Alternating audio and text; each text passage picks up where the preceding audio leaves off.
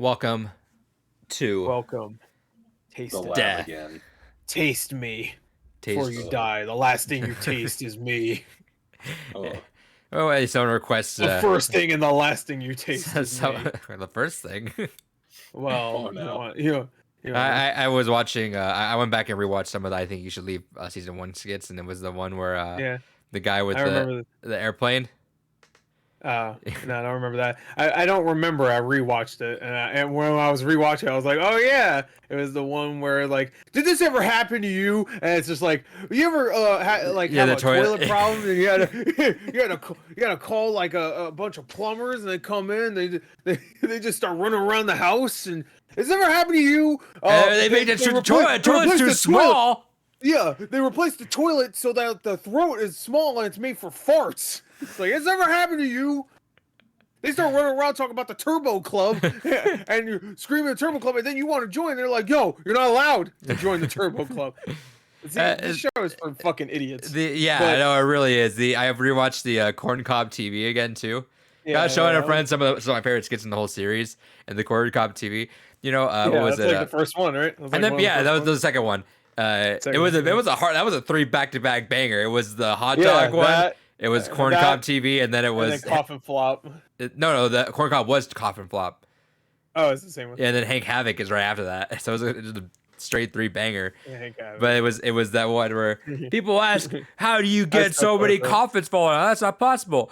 They think you arranged it. I didn't fix fucking shit. I just filmed the fucking. I just filmed them. And we just put the ones where the nude bodies fall out the coffins. People ask us, is it a lot for us to film people's blue butts falling out of coffins? It's totally okay. We don't need their family's permission. They ain't got no soul. They ain't got no soul. I still that one's funny, but I still go back to the fucking Hank or whatever it's called. Hank Havoc is perfect. So fucking so funny. Where he's just like, this guy sucks. But no, that's not the funny part. I just like how they really are trying to make it look like a prank show. Where they're like, oh man, I'm gonna pretend to be this guy, and everybody's laughing like, yeah. And they put half his makeup on. They're like, oh, this is gonna look. Wow, I can't recognize myself. Gets in the middle of the wall, just standing there. I can't fucking breathe. Yeah, all you hear is. I can't. There's too much shit on me. I can't fucking breathe. I can't fucking breathe. I can hear you breathing right now. I can hear you breathing. Like there's too much shit on me. And he just starts like convulsing. I can't fucking breathe. The fucking thing I can see them. So good. Once again, another week, another shout out to I Think You Should Leave. Go watch it on Netflix. Go watch it. It's on Netflix. Yeah. That's pretty funny. Yeah. I need to rewatch season 1 just in full again because I watched that. It was the baby one. It was one where the old man sits next to the guy and he's like, he just keeps asking him weird questions and Tim Robinson's. Will Forte. Yeah. But he was a baby when he. I was on a 7-hour flight to Europe. He wanted to go to Europe to fuck with the tall hat with the tall hat guard. Yeah, he was like, I was too sleepy to be fucking funny. I was too sleepy because this baby kept me up and I couldn't think of things to be funny about. Trying to make them laugh. It's so for like good. 30 years. It's so good. Held a grudge. Tracked him down. I'm Adrian. The one that's talking to me is Gore. The one that's silently in the background. Well, of course he's silent. He doesn't even know what the fuck we're talking about. No, we can be making this up, and David's like, all right. Yeah. There was a funny episode where they barbecue a human, real life human, and they eat them. It's on Netflix. You watch it. See, that catch my interest. There you go. David's just hilarious, laughing up a storm over there. But that one's David. Yeah. Murdered a human. This is our video game podcast. We go live on twitch.tv/debunked every Thursday. We talk video games, news, do some trivia, a lot of fun stuff just for the family. Just get all the kids around the fucking YouTube video. We also get all the kids around the YouTube video. Yeah. Or you get the kids around the speaker box and play this audio podcast on Spotify, Apple Podcasts, Amazon Music. Get them around the whole old-fashioned prank turn radio. Yeah, just crank the radio. Get your bunny ears ready and tune in to channel 98 or whatever. Like combining 15 different things. Yeah. Like, Also, speaking of which, always be sure, like, comment, subscribe, copyright strike really helps us out. It really helps us out, just like on our shirt. Send us a comment through the old Pony Express. Send us a comment and tell us, is Gore an idiot or is Igor an idiot? You tell me. It's been like 3 weeks. Get over it.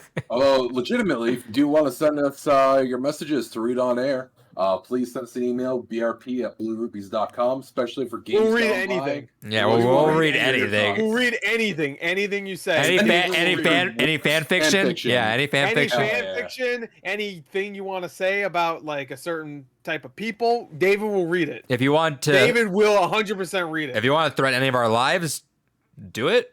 David will read it. David will do it. Here, whatever you want us to happen in our lives, David will make sure it happens. Exactly. So yeah, Shallow Graves, David's gonna come. But also, you can send us your impression on any of our past games gone by episodes or games that we've done, because we got a bunch of episodes up that we've done a lot of them now. We got about I wouldn't say too many. Yeah, so probably a little bit too many, but it's okay. Yeah. This last week our PT episode went up. We're starting to catch up now, little by little. So that was only a few months ago. Yeah, that was that was October last year, so almost a year. That was a few months ago, like I said. But yeah, when eventually that does catch up, which it will probably in the next like a few months now, that will go back to a posting whenever we actually do an episode. Until then, our schedule is currently Metal Wolf Chaos is the end of this month, so next week's episode is Metal Wolf Chaos. August 12th is To the Moon. August 26th, Stardew Valley, and September 30th, Bloodstained Ritual of the Night. Those are our final selected episodes. Next week, along with our Metal Wolf Chaos episode, we'll be nominating our picks for the October fan pick month. So we'll nominate a full-length game for October, whatever game we're doing at Backy. Appreciate the subscription, by the way. Thank you for helping me out. Gentleman and a Scholar. So that's our final games gone by stuff. So we'll do that. On top of that, Gore, Kyle, and I are doing a movie podcast. We posted our remake episode. We posted that up this last week. So go check that out. It's on Gore's channel now.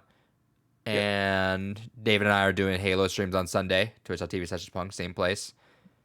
And I think Kyle and I are going to do a Ranksters tonight, actually. I don't know what the posting's going to be. We're planning on it. Kanye's album's dropping, so we're going to do a first impressions and just rank the Kanye tracks. Let's just do it. Oh, that sounds like a waste of time. It's a good time. Agreed. Just listening to Kanye with your buds. Hell yeah. Fucking garbage. Oh, you're gonna listen to? Good luck with that. Yeah, no, we're just gonna rank by the title track. I think this is gonna be a banger. Well, no. Wait, you're ranking the new? It's dropping tonight. So you didn't say that. You said you're just ranking. No. All of his music. No. Wait, so you're gonna both listen to it together and then rank it? We're gonna rank on first impressions. Yeah, we'll do like a live listen. Just hang out. It's gonna be like long. Well, I'm not gonna play the actual songs in the video, so I'm gonna cut out the. But it's still gonna be long. You have to listen to it. Yeah. I ain't doing shit. I ain't doing fucking shit. I'm doing a lot of stuff. Thank God I don't listen to Kanye. Yeah, we'll never. He's got some bangers. Don't worry, next movie trailer will have one of those songs in it. So yeah, I'll hear it in the Spider-Man trailer. Whatever songs are being released. Speaking of copyright striking, our shirt on teespring.com/store/blue-rupees is up still. Eventually we'll have another design up. We just gotta work on that. My Fiverr just not working anymore. I don't know why, so I gotta figure out why my login's not working. Otherwise, so like next movie podcast isn't gonna have a background, but it is what it is. Anything else I have to mention? I don't believe so. No, let's get to it. David, what'd you play? Hell yeah. So been playing a little bit more of Command & Conquer Remastered, the original game. Having a blast with that. The remastered graphics are kind of nice, but I keep switching back to the classic. It just feels wrong playing the game with new graphics. Maybe I know that's definitely just nostalgia goggles talking, but I can't stand the pretty clean new visuals for it. I gotta have the blocky, textured, grainy, old school bullshit. But no, fun game still. There's some elements that definitely It got better with subsequent games, especially Red Alert 2. I still feel is the pinnacle of that series.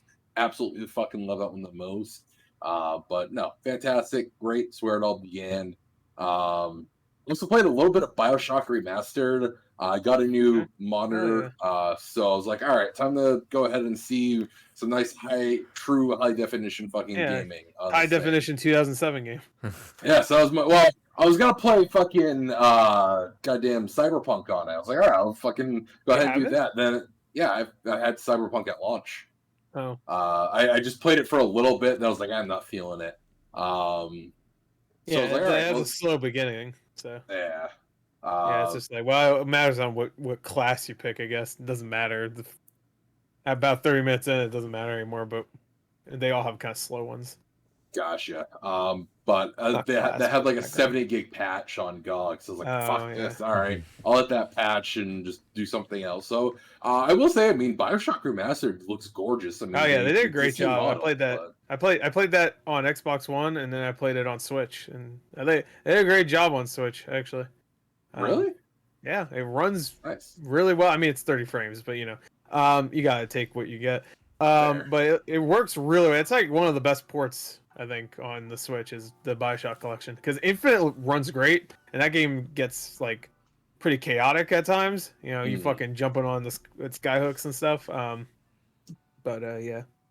But yeah, no, because I remember like when I first got Bioshock on PS3, that whole opening sequence was fucking gorgeous back then, especially. And honestly, Upres, it still looks really good. Fucking impressive. Yeah, you should watch comparisons. People have made it because I never finished Bioshock when it first came out, but I played the beginning of it probably fucking 10 times trying to get through it. It was like Half-Life 2 and Mass Effect for me. Like I always would play it and just I would get into it, just wouldn't finish it for some reason. And then I did when the remaster came out. But yeah, like comparison wise, it's like Skyward Sword, and everybody's like, it doesn't look that better. I'm like, you have to see comparisons because it looks way better. People like remembering through their mind's eye. Like, that's true. That's how I was for Resident Evil 4 for a long time. I was like, it looks kind of exactly what I remember it, and then you go back and oh. Yeah. In the case of Skyward Sword, I almost wonder if a lot of it was also just people by this point playing more so on Dolphin than actual original hardware, because probably, man, you can get some gorgeous fucking results out of Dolphin. Oh yeah, sure. But like the original version looks like ass. Like it's gross. But yeah, so been playing that. I played like 10 minutes of that or so. And then while I was still waiting for fucking that to patch, I played more Element TD2 because I fucking love my tower defenses, and they've added so much content since I last played. I need to play some more of that and actually finish up the story mode now that all the story mode is out. And then lastly, Disguise 6. Yeah, I saw you playing that. Yeah, I've been kind of just letting the game kind of autoplay and just grind out materials for me during the evening. But I've also been kind of actually playing it, and the story's growing on me a little bit. That's always been the big thing that I've really disliked with a lot of the newer Disgaeas is very dislikable characters. Disgaea 1 kind of sets you up right from the beginning of like this very it's kind of like a coming of age story, and almost this very annoying bratty fucking kid having to deal with his father's death, and it's a very moving story as it kind of goes along, especially towards the end. I actually almost recommend playing that game and getting the normal ending first and then kind of just redoing it real quick for the best ending, because that fucking normal ending is such a poignant fucking moment. But and then Disgaea 2, a little bit different, very more kind of like action, here we good guy, which was kind of weird because you were very much kind of a villainous character in Disgaea 1. But it had a really good, interesting twist and setup to it. Disgaea 3, back to formula, very much playing a evilish kind of character. And then 4 was like, oh, I'm a vampire, but I refuse to eat people. I just eat sardines, and my best friend is a werewolf, and it's just, let's just poke fun at tropes, but not actually be funny about it. Let's just kind of make jokes for the sake of making jokes. Sure. And 5 was just let's follow an insufferable fucking princess. Well, let's try to do Disgaea 1 without any of the heart of Disgaea 1. I had never actually played Disgaea D2. I need to get around to that at some point. But this cast is growing on me. The thing that I thought was going to annoy me the most is there's a lot of kind of not time loopiness, but at the end of every scenario, there's the same exact boss fight, and it's a recurring boss fight that keeps happening throughout. Yeah. And I thought it was going to be a little annoying and stupid, but it kind of actually is neat because it leads to a lot of different dynamic atmospheres and places. So like throughout most of the Disgaea games, you know, you kind of travel through different demon realms, but a lot of them have a very similar atmosphere. Sometimes you get kind of like a jungly one. Sometimes you get like a normal plain. Sometimes you're fighting at a castle. But all of them have, for most part, a very kind of medievally feel or a high fantasy feel. This one has actually done a lot to kind of shake up the atmosphere and really make sure that every area is unique and kind of perspective of kind of what's going on, and they introduce new characters from each of these new areas you go to that all have very distinct goals and agency away from the main character, which is kind of nice. So it's growing on me. I still think gameplay wise it's a very confused game, and performance wise it still runs like fucking shit on Switch, and I wish we had gotten the PS4 version in the West still. But it's growing on me. I think I'd actually call it a good game. It's surprising to bring it because I mean they spent a lot of time on the direct. Nintendo just straight up just like funded. Disgaea? Yeah, they put a lot of direct stuff with it. Didn't I feel like it's been at like 1 or 2 directs. I don't think I've ever had a seen couple it. directs. And I saw it definitely on the GameStop TV stuff. I don't like think constantly. I've ever seen it. I don't remember ever seeing this guy. It definitely had it was at direct for sure. I know, and it was at the GameStop TV thing. Like, there's advertising for it. They just slip it out there, but GameStop TV advertises fucking everything. So I was in there, and they are advertising Curved Space. Does anybody even know what that game is? No, I've only seen that just from fucking War 64 because like a $20 game. Yeah, I bought it. It's not great. It's a good idea. But hey, side note, I posted this picture. I don't know if you guys saw that. My Vita's like screen's like borked. Like all it does is load up, and it just like I don't know if you can even. Oh well, yeah, that's fucked. I don't know what the fuck happened. Like it's literally just the exact same shit I've been dealing with it, but it usually just dies out, and I'll battery charge it. So I'm not sure what is wrong with it. It could just be the connections have come loose potentially. If you feel comfortable, it wouldn't be. It's got like it's still sound like you can still hear the main menu, and you can still like navigate, but you can't actually see the screen. Sound connections are probably fine then, I assume. So I might have to take it somewhere and mess with it because I mean, because it wasn't like I dropped it or anything. But yeah, it's like hasn't been like any pressure applied to the screen or anything like that. Like nope. Captain. Yeah, he was playing Tearaway and he just fucking knocked it I got out. fucking pissed. Yeah, I was like, fuck this, I'm about to tear away this goddamn screen. No, I even put it, I was taking it somewhere, I had it in a case too, so. So I guess we'll have to see, but yeah, I was When like, did you get that? What? Oh, I looked, I saw this is today. I was gonna load it up because I was bored. I was like, I might just go finish Parasite Eve finally because I'm the final boss now. And then PV just said nah. Nah, I just hooked up my PS3 recently, so I'll just play it on there if I want to. Do the saves transfer? No, there's no cloud saving. Is there?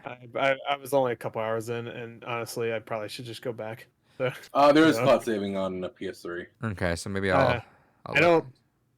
It's PS Plus cloud saving. I'm not sure how those work though. Yeah, I don't have PS Plus. So. Oh. I'm gonna get PS Plus soon, so because I want to play Tribes of Midgard. Fair. Gore, what else have you been playing then? A couple days. I mean, what else? Well, besides you want to play other stuff, what have you been playing? I guess what does that mean? David's done? I don't know. Yeah, I'm done. That's why I dealt with the Vita stuff. You know, you interrupted him because you're just like he's done. I knew he was done. David's fucking done. Every time he's done with the segment, he winks. Have you not noticed that? Racist. No. I'll look at him next time. Wink what? I didn't see no eyes winking. So. Yeah, look at him next time he finishes the segment. He'll wink at you. That's not a wink. Yeah, you had a stroke. Anyway, I have played Skyward Sword. I'm about 7 hours in, and it's great. So how's the tutorial? Except for the what do you mean tutorial? Oh, They shortened the intro up actually. Okay. So. And also, I never found the intro to be that long, so like I didn't really understand it. When I played it originally, it takes like an hour. I don't know until you're doing shit. So it never bothered me. So it doesn't bother me now, especially when it's shortened down. I really like it still. It's been 10 years since I played it, so I thought maybe, here we go, it's aged. But no, it's actually still good. I will say, though, the Joy-Con controls, I do not remember having any issues with the Wii controls, especially with the Wii Motion Plus. But I think that was only because the Wii controller and the nunchuck are just like, I think they're great controllers, honestly. Maybe the motion part isn't the best, but the actual feel of the controllers is I think great. Sure. And holding these, I mean, I love these Joy-Cons. What's up, Mighty Gazelle? I love these. They're nice, but they're like little fucking. I got big ass man hands. All right, I don't even play with the Joy-Con separate. Never. But this is creator's intent. You gotta play with the motion controls because I'll tell you right here, the button controls are fucking dog shit. I bet. Mainly because to move the camera, because it uses the right analog stick, so you can't move the camera obviously with the right analog stick. To move the camera, you have to hold the L button down and then use the stick. So you're moving the camera a lot. So to move the camera, you have to hold this fucking button down on the left controller and then move the camera with the right stick. Are there no gyro controls for? Well, it wouldn't. The gyro controls wouldn't matter because it would just think you're using the sword. So, because the gyro is used for the sword. So when you swing it, you know the left one is for the shield, right one is for the sword. And if you want to just use the button controls, you have to. There's no other way around it. You have to do that, and that's the annoying part. I'm getting used to it now because I've been playing like half with the Joy-Cons and half like off. Because I play a lot of my Switch games off screen. Sure. Off big screen. But yeah, it's still fun. It's still likable. Mighty Gazelle says I really like the art 90% of the time, so he's gonna deal with that too. Then the Joy-Cons aren't that bad though, but yeah. They say docked or undocked? It is docked. That's how mine is too. So yeah, I think if you get used to the button controls, they're not bad. You have to flick the Joy-Con, the right Joy-Con stick wherever you want to attack. So if you want, of course, swipe left, you flick it. Sometimes it's a little unresponsive, but I would say the same thing about the Joy-Con motion controls. So yeah, they're not bad. They're just I remember the Wii controls being much better. But that might just be from what I remember. I don't remember having a problem with them. I remember thinking they were super cool, but that was also 10 years ago, and now maybe if I go back to it, I'll be like, a lot of people had issues with it because that game definitely was very much designed from the ground up with the Wii Motion Plus in mind, which is why it came with it. But I bet a lot of people you couldn't play it without a Wii Motion Plus. You couldn't even play it if you didn't have the Wii Motion Plus. Oh, I thought you still could. No, it came packaged with it to get you to not use that. I mean, eventually it didn't, but when it first came out, like that was the whole point. I mean, it was kind of. Let me double check. It might have, but I played it with the Wii Motion Plus. So I'm like 90% confident you had to use that. Twilight Princess used a regular waggle, and that shit sucked. So I'm glad I waited until the GameCube version came out for that, because that would have really ruined it. Because I played Twilight Princess on Wii later, and I'm like, Jesus, I'm glad I didn't play the whole fucking game with this. This one sucked. I didn't mind it. There was like nothing to it. You just like flick it and he does an attack. I didn't mind it, but that's because that was a launch game, and that's when the Wii novelty was like totally cool with everything. So I totally didn't mind swinging it around like an idiot. Yeah, I mean, I played it like when I got a Wii, which was a couple years later, and I was like, "Oh, finally, I get the waggle shit," and I didn't like it. So like Twilight Princess, it was like on sale at Blockbuster or something. I was like, "I'm gonna get it. I don't like this." Yeah, and then I returned it. The Wii Motion Plus is required to play Skyward Sword. Yeah, I thought it was. A site that said it kind of fuckeredly. Can you play Skyward Sword without Wii Motion Plus? Yes, Motion Plus is necessary. Excuse me? Yes. Yes. No. Yes. Anyway, I played that. I also played Death's Door, which was a game that was shown during the Devolver Digital E3 thing. It was shown before Zelda, that, like, right? Yeah. It's really, really fucking good. I'm about like 2 hours in, I'd say. Going through it slowly because it has a lot of side shit, so I'm like doing all that stuff. Challenging, but not too crazy. Looks great. Has a nice sense of humor. Likable characters. Gameplay is great. And if you don't like Skyward Sword, then just play this because it's cheaper and it'll give you your Zelda fix because it's definitely. I mean, it doesn't look like Zelda, but it plays. Well, it doesn't even play like Zelda, but it just has that. You gotta roll. Like, oh, I gotta find all the puzzles and I gotta find all the secrets, and every time you find a secret, it does like a little music chime and shit. Like it gives you what you want, or just play Link's Awakening, I guess, on Switch. If you haven't played that. I've been playing that too. So far, the charm is like off the charts. It's got a lot of charm to it. Yeah, pretty charming. I love in that game someone posted this as a video clip. I thought it was really funny, and immediately I was like, I kind of want to get this game just because of that. You read signs throughout the game. That's exactly what sold me on it too. Yeah, I mean, I was gonna get it anyway, but that sold me on buying it right then. Yeah, exactly. Same thing to me. Yeah, so you can read signs in the game. They'll tell you like, go this way to wherever. And you can destroy these signs. So you can cut them in half, and they'll be destroyed. But you can still read them. So when you read them, now it's just half the sign. So it'll just say like it's the bottom half of the text, the words. And then you can read the top of the sign too. Actually, I played. You can actually read the top of the sign that's on the ground. Oh, you can. It'll just say the top part. That's funny. It's funny. Yeah, I saw a little that. thing like that. Like the little detail like that is really funny. Mm-hmm. Yeah, but anyway, really fun. I also played Streets of Rage 4 came out with a DLC, Mr. X Nightmare. Which did you play it? Not yet. You're gonna play it. I want to play it. It's really fucking good. They give you so much extra content. They give you 3 new characters. They give you a fucking awesome survival mode. How much is That's it? the Mr. X thing. Which is fucking so fun. It is a roguelike now, which I don't know if you like that, but it's still the same game. I mean, it's still you go through and fight the same thing.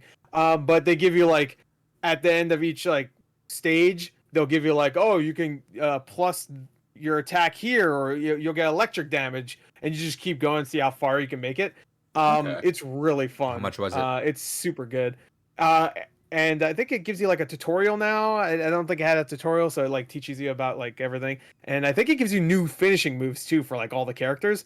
So Ooh, all right. So it gives you a bunch of shit, and right now it's like $7. Like, it's on Game Pass still on Xbox. So I highly recommend it because that could definitely be, especially if you love Streets of Rage, that could be something that I could see people really getting addicted to. It's 3-player online, right? Or it was 2? I think it's 4, is it? I thought online was 2 because I think we were all planning on playing it together. There was a reason we played 2, but we played through all the way. 4, I assume. Let me check online real quick. It might be if they local patched it for that, that'd be cool. If it's 4 players, let's do that. I'll get it. If only Battletoads did that. Not that I want to play that, but that was the last game I remember besides this one. Actually, no, this had online. Fucking Battletoads didn't have it at all. Battletoads was completely off. They fucked that up. Let's I didn't mind what I played at Battletoads, but I was like, all right. No, online co-op's only 2 people. Yeah, that's why. That's fucking dumb. Yeah. Well, at least they added that. Double Dragon Neon still doesn't have online. I'll have to get that though. Well, if Gore's been playing it, David, you and I can play it then. Yeah. Yeah, maybe we can do that one stream or something. I don't know if the Mr. X Nightmare is online, but I'm not too sure. I'd assume it's not because it's like it's a leaderboard kind of thing also. So maybe I'll have separate leaderboards for like if you play with 2 players, but I don't know. I'll look. I can see that being much easier. I guess they'll probably ramp up difficulty, I assume. But it starts off easy and it just ramps up. It's like Hades and one of these roguelikes kind of. But it still plays like Streets of Rage. It's not, they didn't change the gameplay. But the 3 new characters are awesome. Estelle, I think is her name. She's like this big burly girl that she can't run. But I don't know all the characters from Streets of Rage. But I don't know if she's an old character that came back. But I don't think so. Yeah, I didn't think so either. I think they're 3 new characters straight up. I could be wrong though. But yeah, she's really fun. So I played as another character. I forgot their name. It starts with R, but she's really fun. I got like to floor, I think 13 or 12 or something, which that was my second attempt. I was like, this is fun. I need to stop though because I need to play all these other games. But that's it. That's all I played. I think. I'm pretty sure. I think. No. I played the fucking shitty ass Space Jam game that came out for free. That game, and it's funny because I played that, and then 2 days later I played Streets of Rage 4. But this game is a pile. Don't play it. It sucks. It's so generic. It's just mash X. There's no combos. How much was it? Was it free? It's a free game. It's free. I don't give a fuck. Easy achievements. There's so many games that are free right now that you can play. There are achievements, and they're, I guess, easy, but you have to play the game. It's only about 45 minutes to an hour, but it sucks. I do not recommend it. It's also like, it's obvious they had no idea what the movie's story was, so they just like came up with whatever, like, and it's devoid of all sorts of humor, just like the movie, I guess. But it's just one of those things that, like, of all things, why a fucking beat 'em up? Just fucking make a goddamn NBA Jam clone. There you go, man. Easiest fucking game. And also you don't need to make levels too. You can just make one court, make it online, have just a bunch of Looney Tunes characters, 3v3. Would have been perfect if they got it right. Who published it? I'm sure they would. I think, I don't know. Fucking, I don't care. Warner Brothers, I assume. Don't they own it? And did you hate the movie? It was a fan. I did not like the movie. No. So I was being very kind. Shit about it. I was being very kind when I was watching it too, because I knew people were gonna like it. So I was just like holding my tongue the entire time because I didn't react. I did a reaction for it. I held my tongue, but I did not like it. No. I only watched a little part of it. I didn't hate it, but I only watched a little part of it, and I think I think you watched the whole thing. No, your reaction. Oh, I thought the self-references part with Orno was obviously way overdone by the end of it. It was like, okay, we get it. Jesus Christ. However, when they first started doing it, especially when they first started reenacting them, like the Mad Max part was like, oh, that's kind of funny. Where they were doing that, like that part got me. It was like, and then but then if that was it, I was like, okay, cool. That's not even a Warner Brothers movie, so I'll be like, all right, well, that's Sony. I'm pretty sure. Probably. I'm pretty sure it's Sony. It was Mad Max. Yeah, Mad Max is not Warner Brothers, is what I'm saying. Is Fury Road different though? I don't know. Either way, but I thought that part was that part was funny. But like, if they had stopped there, it's like cool. But they kept going, and it's like, oh, all right. Chatbox says, not gonna lie, I enjoyed it more than Black Widow. That's fine. I'm liking Black Widow less and less every time. Oh yeah, I kind of got over it right after I was done watching. I was like, I don't care. I'm not thinking about it that much. David, it looks like whenever I think about it, I'm like, wow, they really fucked up a lot of shit in that. It looks like Mr. X Nightmare is online. So if you want to do that, let me know. Is it okay? Hell yeah. Let's see what I've been playing. I forgot to mention about a week and a half ago or so. I played Late Shift. That's the FMV. Oh, yeah. I played that too. Fucking game. Yeah, it's pretty good. That a little while ago. The front cover makes that fucking kid look like he's like 40 years old. 30. Yeah. Yeah, and he's like a kid in the fucking thing. I played that with a couple people, and I don't remember anything about the story. I just remember like, oh, there's a car, there's a girl, he has to like protect somebody. He gets dropped into like a fucking It's like a heist movie, basically. yeah. The what? It's pretty much a heist. Yeah. Yeah, it's a heist. But yeah, no, I played that with a friend too, and yeah, it was fun. I'm gonna go through and do a couple more different things and get some achievements in it. If you like that one, seriously play the Complex. The Complex was fantastic. The Complex and the Bunker are the two that. Yeah, I was about to say the Bunker was. I liked it. It's not a great game, obviously, but it has an interesting like. If it was a short movie, I'd be like, oh, yeah, that was pretty good. Yeah, which I guess if you basically like, are. If you combine everything together, it would be like a 50-minute movie. So Chatbox, thank you for the subscription. Yeah, no, I think a lot of the FMV ones our games are fun to play with friends. Yeah. Real quick before I talk about that in a second, Mike is also, it's hilarious how many ass shots there were in Black Widow. They didn't care. There were a lot. Yeah, right. It was like it's weird. That movie's all about like fucking strong females, but there's like first 30 minutes. I'm like, there's like 8 ass shots. I had to remind myself. Like I had to check. I was like, it's directed by a woman, right? And hey, if they're doing that, like, go for it. But it was just kind of weird because I was like not expecting that. Well, I'm like, I didn't think think anything negative about it.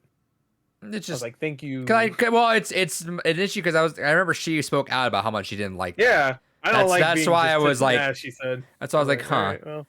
But whatever. Well, she said she didn't like being tits and ass, so now she's just ass. So there you go. She got rid of half of it. But yeah, no, that was weird. I mean, you go back to watch Iron Man 2. She is very much just like. Yeah. I mean, she beats up some guys, so it's like, all right, strong. But like, most of the time, she's just like Tony Stark's like, I want to fuck her. Which that's Tony Stark's character, so I'm not even like it. He's like grown, at that he's point, grown a lot. that was who Tony Stark was at that time. He's now, grown a lot, though. Well, now he's he's grown into some flowers. Yeah. Yeah, so that's what happens with dead bodies, right? And they turn into flowers. Spoilers: Tony Stark's dead. Oh, if you knew. Yeah, so I played Late Shift. That was fun. I've been doing more of the usual Overwatch stuff. That's been nice.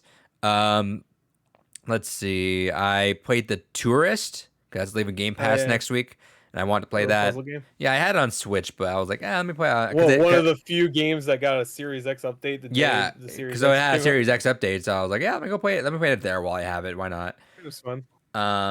Yeah, it was a lot of fun. It looks fucking gorgeous. Like the art style of it's fucking awesome, and it had a really fun balance. The lighting was cool. It had a really fun balance of quirky weirdness to like really mysterious. Like, what the fuck's going on here?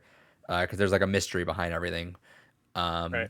But a lot of fun. It was about like to complete the whole game and get all the achievements. Probably like 4 or 5 hours. So quick little game if you want to get that done before Game Pass, before these Game Pass at the end of the month. Do that. I highly recommend it. I've been playing. What else did I boot up? Death's Door. I booted up. I've been knocking away at Midwolf Chaos to have that done for next week. What are your thoughts so far? I love it. You talked it down enough that I am enjoying it for what it is. Not like I'm having like the fucking time of my life like I figured it would be, but like it's not bad. It's throwing me off what I'm looking at. When it throws you the fuck in there. It doesn't really explain much to you. And I just see 2 boxes on the fucking. There's not much to it. I see 2 boxes. I'm like, what the fuck? That's Armor Core shit right there. Yeah, Armor Core also have like just the big ass fucking rectangular boxes. Yeah, the same people, they had that, and then the controls are a lot different in Armored Core. Yeah, no, I'm talking about just the reticles thing. Yeah, and I'm talking about the big boxes on the fucking screen. It varies on the guns, but essentially, yeah. And for whatever reason, the controls are just not. I cannot understand square to sprint, or circle to swap weapons. I keep wanting to sprint with circle for some reason. I don't know what game made me start wanting to do that lately, but I'm having to just like remind myself that constantly to not do that. But yeah, I've been knocking away at that. I feel like I played something else. Did a little bit more Mario Golf. All right, well that's it. I think that's it. Yeah. Hell yeah. All right. David, what'd you get this week? All right. So I just got a couple things, waiting on a bunch more to come in the mail. But again, a lot of this was just trying to go ahead and get some stuff back and complete in box. Some of this is just because I want it for the collection because they were cheap. So I now finally have Mag complete in box again. Happy about that. Oh yeah. We literally couldn't get rid of that at the game shop we had, so we actually nailed a copy on the wall and said, "Don't give us this." This now makes it so I have the collector's edition completely complete in box again, but BioShock Infinite. Then a couple games I got because they were just dumb cheap. Gears of War 2. Got that for $1. Surprisingly, got this for $2. Lego Marvel Superheroes for Wii U. Hell yeah, man. And this I managed to score for only 10. Thomas Was Alone. Oh, limited run. Hell yeah. I have that. I was like, wait, someone's selling a limited run to me for only $10? I'll fucking take that. A lot of the other ones are going way down in price. Really, they're going down. Oh yeah. Hey, let me know if most of them are like $20 games. Of just in general limited run. Yeah, like early. I'm talking about like early. Like if you see a cheap Curse of the Moon besides 1, like certain ones, like obviously Breaching Clair. Let me see if you see a cheap Curse of the Moon 1. I know that's not the first 30. No, I know, but if you see a cheaper one, let me know. Curse of the Moon is fucking. I think it's just going up in price. It is. It's like 130 right now. So if you see a cheap one, let me know. It's like I think 150. That's just for the regular copy. No, I know. I was looking for it this week. It's about 130 right now. Really quick, I want to just go in because Monty Gazelle asked, yes, is the Mario Golf really that bad? Gordon and I are kind of split on that. He doesn't like it. I played more of it, to be fair. I don't mind it, but I mean the same way. Same way I was with Mario Tennis is I just want a Mario. I thought tennis was better though. I thought tennis had plenty of stuff in it. So This game literally is golf, except sometimes you can run. That's it. That's and all. the adventure mode sucks my balls. I just want So- golf. I don't know. Like I'm not looking for yeah, fucking. yeah. But this is the thing. Tennis was like arcadey and fun, and it had weird things. This golf, whenever you're hitting the golf ball, there's nothing. Like besides when you're running is the only time it actually becomes like kind of like cartoony and fun. And even that is just like it starts getting fucking boring like halfway through one of the rounds because of course fucking golf goes on for fucking ever. No, I mean I get what you say, but I mean like tennis is fun. Tennis is just a way more entertaining sport to play. Just period. Sure. Like golf is like I gotta make sure the wind doesn't fuck me up and stuff. Like tennis is just like boink boink boink boink boink. That's why Pong was the first game ever, pretty much. Not exactly, but yeah. Yeah, but Pong is good shit. I've always just liked just the golf games. So I mean, exactly. I played the GBA one. I played the GameCube one. Those I really enjoyed. This game sucks. I don't know what to tell you. I didn't play the 3DS one that much. I played a little bit. That's mostly what I said though. I was like, if you want a bunch of modes, I told in the chat, wait out the updates. If you don't care, if you're like me and just want golf, it does the job. I'm enjoying myself with it. I would not be surprised if this is the first Mario game to really drop in price though. Like by next year, I wouldn't be surprised if this is like a $30 game. I mean, I don't know. Sure, we'll see. I mean, I think it just depends on what the updates do. Because I would have been. hopefully, add some content. That'd be nice. Well, they said it had content, but I don't know if you like actual content, not like speed golf. Now you can run a little faster. Here's a couple more power ups you could run over. I don't know. I just want some fucking Mario Golf, and I got Mario Golf, so I was fine with it. Yeah. But $60 for the same. Well, yeah. I mean, I don't know what else you're expecting with Mario Golf at that point. It's kind of been the same thing. It's Mario with golf. I want some fun. The GameCube one was fun. The N64 one was fun. The fucking golf game on Game Boy was fun. The fucking GBA game was fun. This one's not fun. I also thought I was looking forward to it too, so I wasn't like going into it like, yeah. But it wasn't fun. And the reviews have reflected that I'm not the only one who thinks it's severely under. No, you think there's not enough content. That's fine. But like what I'm asking is like the way you said golf a little while ago, like how you don't like to measure with the win and stuff. Isn't that every golf game with Mario though? No. That's what I'm saying. I'm saying that the golf is there. There's not enough content, and also it's just like you can play any golf game. There's no personality in this game. There's like it's just if you have Mario and all these characters, where the fuck? Like I played the adventure mode, and it was like just to go over there. Like okay, where's the fun animations and stuff? There's barely any of that unless you're playing the rush mode or whatever. There's barely any of it. There's no arcadey stuff. It's just golf. And I'm like, where's the Mario Tennis? Was so much fun. Like you hit it and then fucking a big explosion happens and then Donkey Kong goes crazy. Like this doesn't do it. It's just like you hit the golf. Oh, good. And you walk over and go. Oh, you hit it again. Oh, wow. See, but it's also funny because we look at games very differently with that too. Like in the tennis part, I tried to turn off a lot of stuff, and I was doing like the competitive stuff. Like I was getting really into the online for a little while. Yeah. Well, and so you just turn a lot of that shit off. But tennis is fun. So if you turn it off, it's still tennis. Golf can be fun, but when I'm playing Mario Golf, I want it to be like wacky because it's fucking Mario. You know, it's Mario. Mario's fun. This is just like it's like if you just put Mario in PGA Tour. Like, well, you might as well play PGA Tour. It'll have way more fucking game modes, and it'll be way more realistic, and it'll be a better golf game. Like there's nothing to this game besides a Mario paint.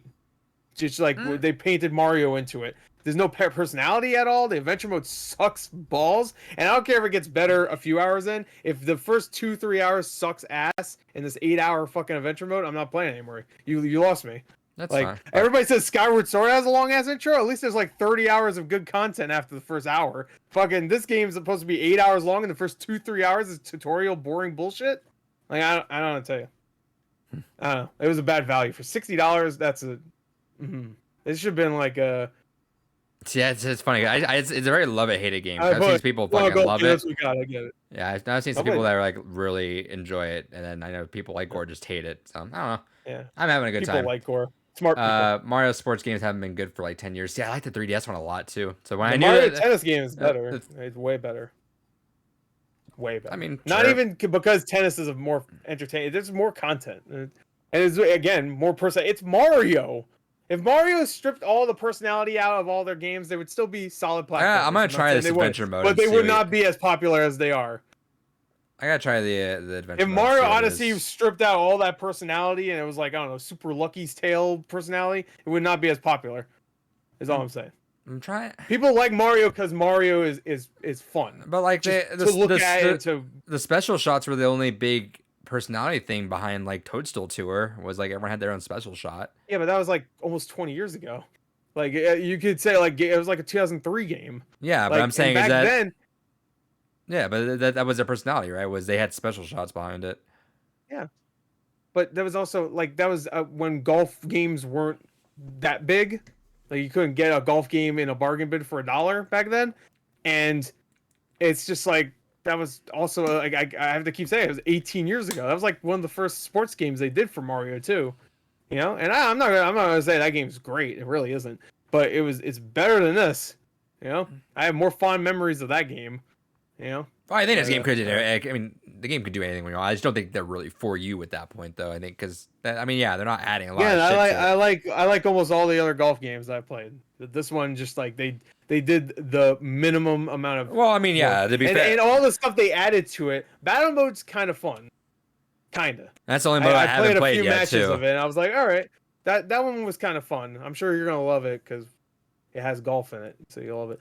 But No, I mean, I'm not gonna argue with you. I did. Does the speed golf look so fun? And then I played it with people online, and it was just like run. There's no like challenge to it really. Like I played the first game I played, I did well. I was like, all right. And then there was like, there's only challenge if you play against somebody that's good at just the golf. There's no running. There's no challenge to running. You just press the button to go faster. And then you run over a thing that makes you recharges your thing, and then you run faster. You got the little special thing. It was just added. It was just added work. You can run on a Yoshi egg. It makes no sense. It makes no sense to play that mode. It doesn't because it doesn't add anything to it besides extra work. That was it. Like there's nothing fun running to get the ball. There isn't. That's just me. I didn't find it fun. They got the little like you can do the power ups under running too. It's like yeah, but that stuff wasn't fun. So even if that shit shouldn't even been in the game, honestly. And that's of course the one part where there's some personality, where for a thing that shouldn't have been in the game because it adds nothing gameplay wise. It's just running for a ball. That's like if I don't know, in football, if some shit flew into the crowd, you have to run and go get it. You know? I don't know. No, and I mean to your credit at least, and I would say this to anyone else too. Like especially if you're looking for something, like I think if you have all the consoles, you're looking for a golf game, just get everyone's golf. It's cheaper, and I mean play one of the hotshot golf games. Those games have personality and don't take itself too seriously with the golf, where it's like oh man, you have to really use the right club and shit. Was 100-foot robot golf fun? I didn't play it. I remember I was hearing about that, but never heard about anything else. David, do you have anything else? Sorry. No. All right. Gore. Real quick. Best Buy had a bunch of stuff on sale, on clearance, and I took advantage. So picked up Rock of Ages 3, Sniper Contracts, Darksiders Genesis. Darkside Fills. Here, I'll just show you. Moving Out. I already had it. Digital, but I want to get physical. Black Desert was $10, so Gigantosaurus the game. I don't know what the fuck Gigantosaurus is. Is it a show? I don't know. I'm assuming so. It's called whatever the game. So it makes me think it's something. Dragon Ball Fighters. Rigs, which by the way, all my PS4 games. Who's fucking dicks? Yeah, we talked about that. Yeah. Piece of shit. Battlezone. Eve Valkyrie. Everybody's Golf. That's the game we were just talking about. And except that's a VR one, which is probably still has more personality. And Hell Warders. Mighty Gazelle says I was supposed to grab Wargroove from that sale, but it took too long. Wargroove's great. I think it's always on sale on the eShop, if that's what you mean. Probably. It's a pretty cheap game anyways. Yeah, that's what I was going to say. On physical, on PS4, it's always cheap. On I think Switch, it's getting up there, physical. But digital, it's always on sale. So if it just went off sale recently, it'll be back on in like a week or two. It's always on sale, I feel like. Anything else? That's it. All right, let's see. quick. It's supposed to be a quick podcast. Yeah. So far, it's not looking so good. We're getting there. Well, we don't have that much news to talk about in general. Not related this. Well, I guess kind of related. I forgot I bought this a while back. I got the Itchy Tasty book. That's the Resident Evil book. Resident Evil. Yeah, I forgot I printed that whenever that happened. I talked about this. I actually did go back and I did find the Need for Speed The Run. Not a great game, but I want to get those delisted. No, it's a shit piece game, actually. Yeah, I want to get those delisted games. While I was there, I saw Shaolin Monks, so I grabbed that. Yeah, it's a great game.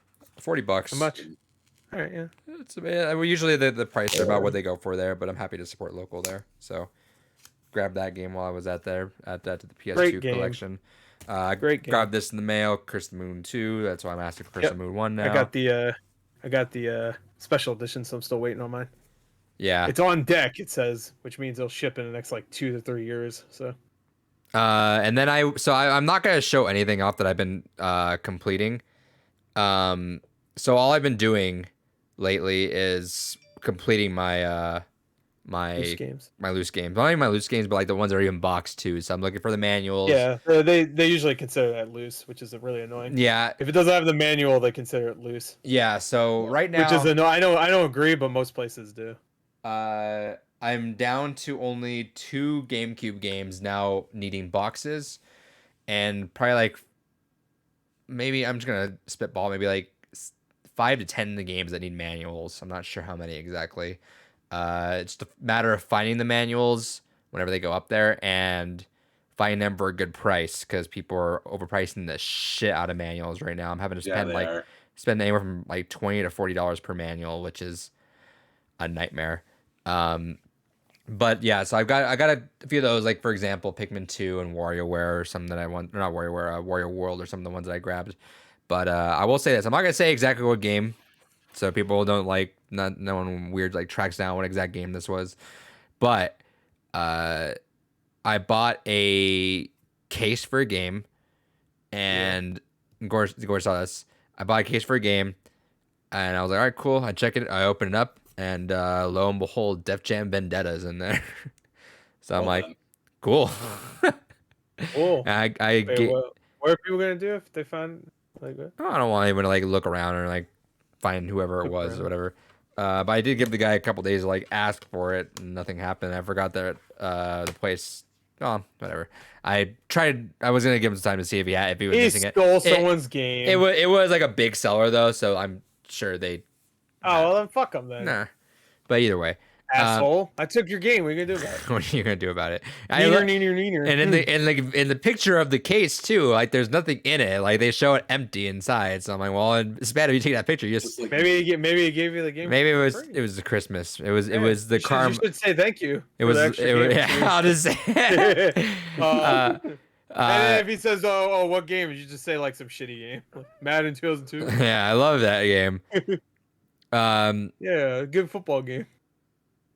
Yeah, my name's I'll ask, where do you find these retro games? We don't have shit in California. Why do you not have shit in California? I feel like that place would have a ton. I imagine because collectors are there the second things happen. No, that would make sense. That's like how record shops out in California for record store day. They're lined up at night, the night prior. You could just offer up Macari or eBay and get decent deals. Yeah, so what Gore and I both do, and you can see his video about it where he does it, is you save a listing and you just look up newest results, and you kind of just refresh every once in a while whenever you're when you're doing nothing. You just flip it on and see if every once in a while there's like a random like, oh shit, that's a good price right there. California has some big cities, but the shit's always picked clean. Yeah, that's what I imagine. Yeah. We have a cool game shop here. Shout out to Gamers Anonymous here. They price their things appropriately, which means that they go pretty quickly, which is why I usually impulse buy there. One, just support local, but also that I know I'm not getting ripped off for anything that's happening there. Whatever they price there, I'm like, oh, I can probably find that online. If not, sometimes a little bit cheaper too. But yeah, if you go to I've been to some video game stores and they look a lot more well stacked. Like you'll find GameCube games in this shop are picked clean. Like there's no GameCube games there ever, because usually the second they come in, they're out the door. But you go to those game stores where you see a bunch of GameCube games and all that good stuff, but they're always priced like 20-30% more than you'd find them online. which is why they're so well stocked because no one's gonna buy those. Right. So it's one or the other. It's either these shops are picked clean by big cities or they're plentiful but they're priced way too much. But yeah, so my shop is good. I know Gore has a couple of local areas. Yep. He's not deep in the city, so or not even in the city really. No. So he's able to find some stuff there. And David, no one lives in Maine, so David's able to find whatever he needs to sometimes. Shit in Maine. Yeah.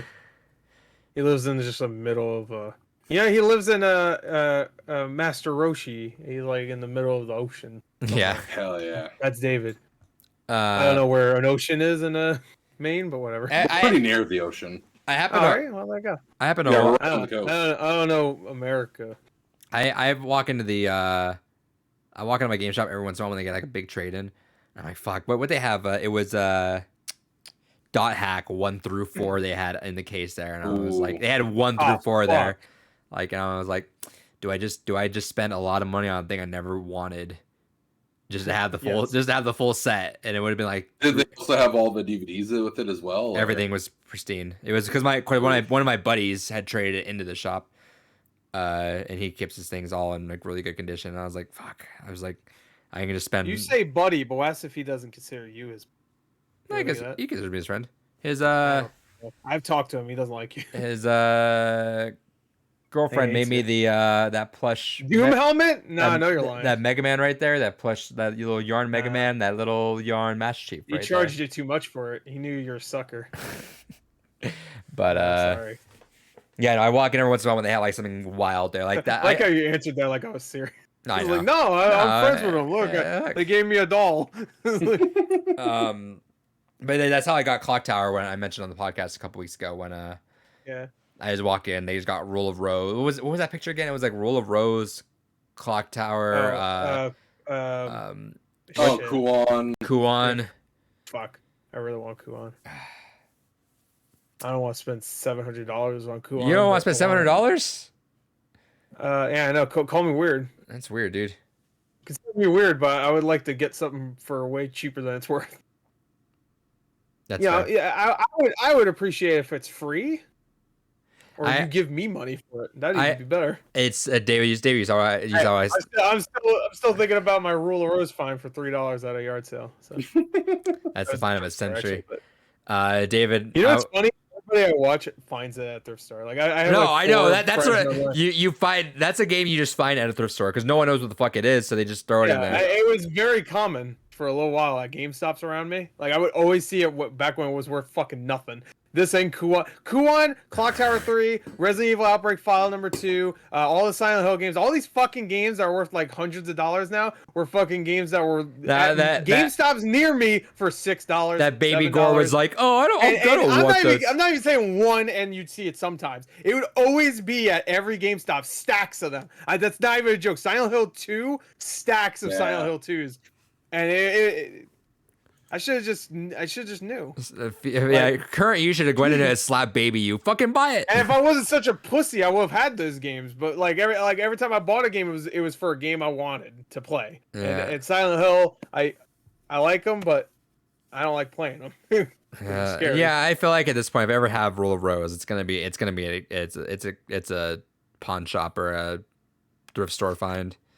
My expectation is by this point next year, prices should start going down. They already are. They're going down a little bit. Like I know a little bit, but they still haven't stabilized. No, they haven't. But Paper Mario, like for example, that was hitting 140 last summer. Yeah. It's down to 100, which is about kind of. No, those games will definitely go down in price. Like games that were like for the forever 60, 70 will go down back to around that price. Maybe not like certain games, like Def Jam will probably still stay around. Yeah, I think the more the Holy Grails are just never going down. I'd be kind of surprised. Yeah, no, like Rule of Rose isn't never going. If it goes down, it won't be it will be like 500 besides 600. Like wow, what a drop. Like it's still half of a paycheck. It's for some people on one game that sucks balls. You know, no, you're never gonna want to actually play. Never good. Yeah, no one will want to actually play Rule of Rose. PS2 hard drive and just fucking play it that way. Yeah, but that's lying. That's a lie. Yeah, Those are fake games. I need to just do I need the disc. I need to get thrift stores, but I feel like it's a waste of time. It's like, what the You fuck need am to I get there early. You need to get there early and like on the right day. I mean, like the door's like opening. You have to get in there. But like on the right day too, and it's like, why am I you gonna have waste? to also hope you have to hope that they put out the new shit too. There's stores around here, they'll be lazy as a motherfucker, and they don't put out shit before the doors maybe open. I'll do that tomorrow. And I'm like, why would you do that? Like, put out your shit. I mean, I know you don't care because you work here for like $1.50 an hour, but fucking. Maybe I'll do that tomorrow. I'm kind of feeling. I'm like $1.75. Wondering what to do. Maybe I'll just do some thrift stores tomorrow. But I have a thrift store here that's solely. I mean, a lot of thrift stores like this, but are solely just like community. Like yeah. Do it for the community. So you get like nobody gives a shit there. So they'll just be like, I'll put out like a couple things and I'm gonna go sleep. The stack of clothing I have to sort. David saw that I saw someone selling demi kits for $50, which would have been nice. Yeah. You should put that in the thing. I saw it too. Yeah. I did get one good thing. Someone was selling Advanced Wars DS locally for just $15 on offer up. I had to drive 30 minutes. Perfect condition. Wait, which one? Which one? There's two of them. He said Advanced Wars DS. I'm not sure which one. Oh, yeah, that's Dual Strike. Not a bad price, but yeah, Dual Strike's great. Yeah, he's a Dual Strike. The other one, what was it called again? I don't remember. I always want to say Portrait of Ruin. That's Castlevania. Advanced Wars Portrait of Ruin. Yeah, it has like a name like that. It just has like a weird name that you'll never remember. Obviously, I'm proving that. Days of Ruin. Yeah. Portrait of Ruin, Days of Ruin. That's why I got fucked up. Friend is just gonna give me his Days of Ruin. He says. Oh hell yeah! I mean, that game's still okay. I never finished it. The best fight I had was still probably that fucking GameCube lot that I bought last summer when everything was like peaking hard. It was like $275 I spent for like a solid 8 or 9 GameCube games. Was like a lot of those were really good. What was it in the fuck game was it? Bat and Kaidos only had disc 2, but disc 1 was Mario Party 5. So like, oh, he was like, sorry about that. And I'm like, oh no, don't worry about it. Oh no, it's fine. It's like, all right, it's fine. I don't feel bad now. Yeah, but I'm about with all that stuff. I'm about done with my collection. Like unless I get fucking Cubivore, which is never gonna happen.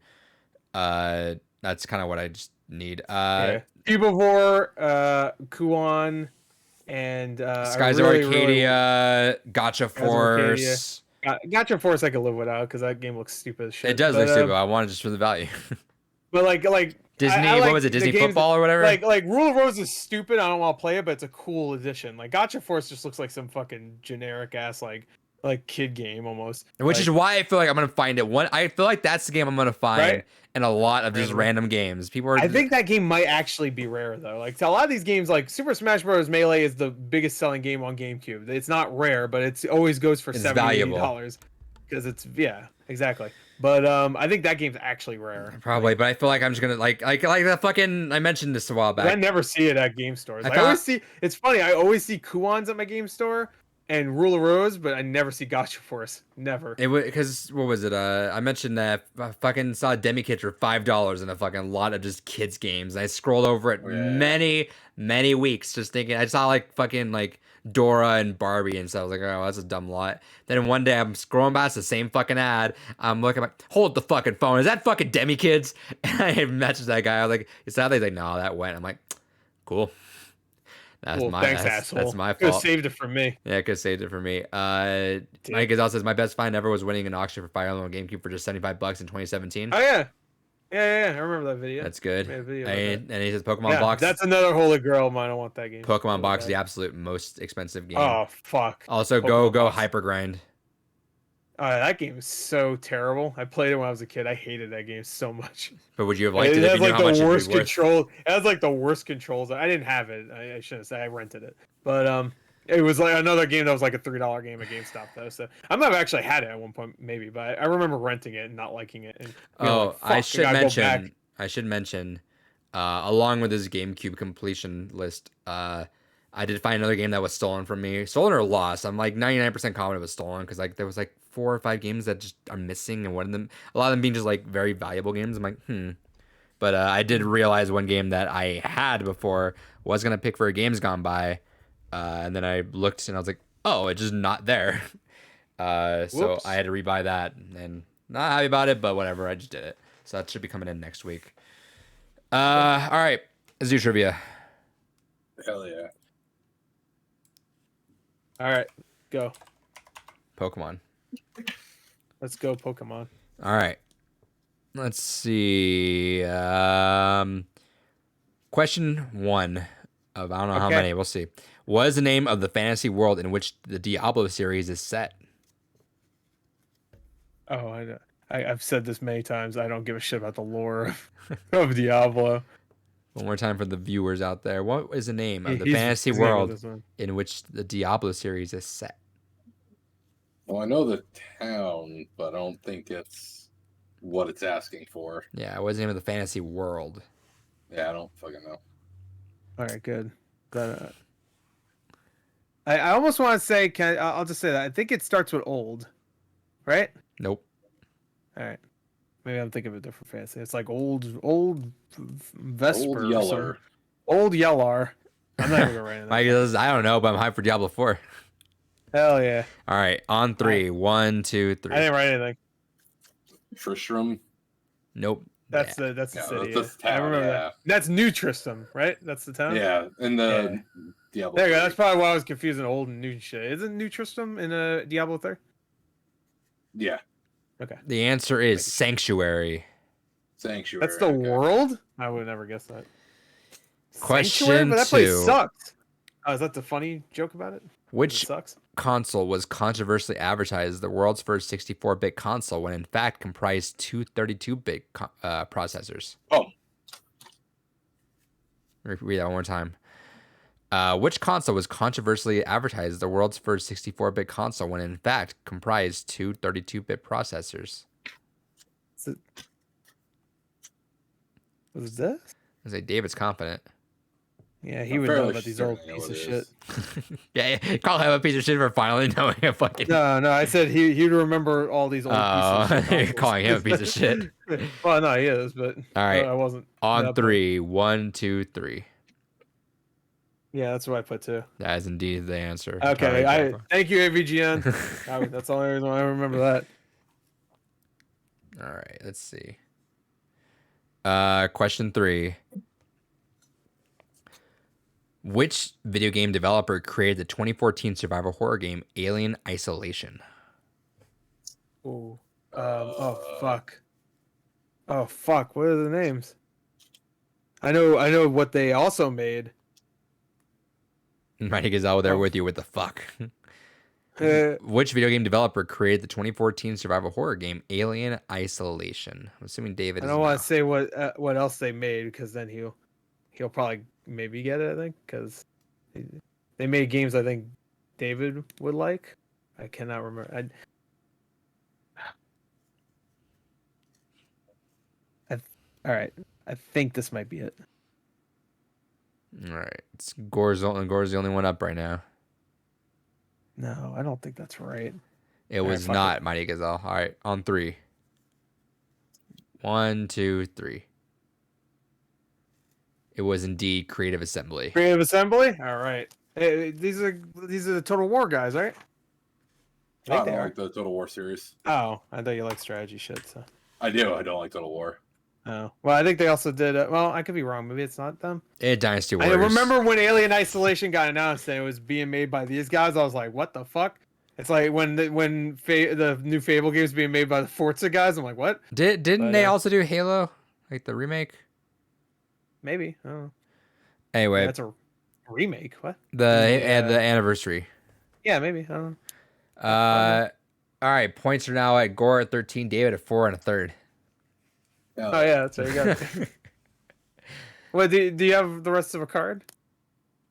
I can do one more. You want to do one more? Yeah. Sure. If David gets it, then he gets a point. No, if he gets it, either way. Yeah, I get a point. No. If David gets this one, which is possible actually, this is definitely a David asked question.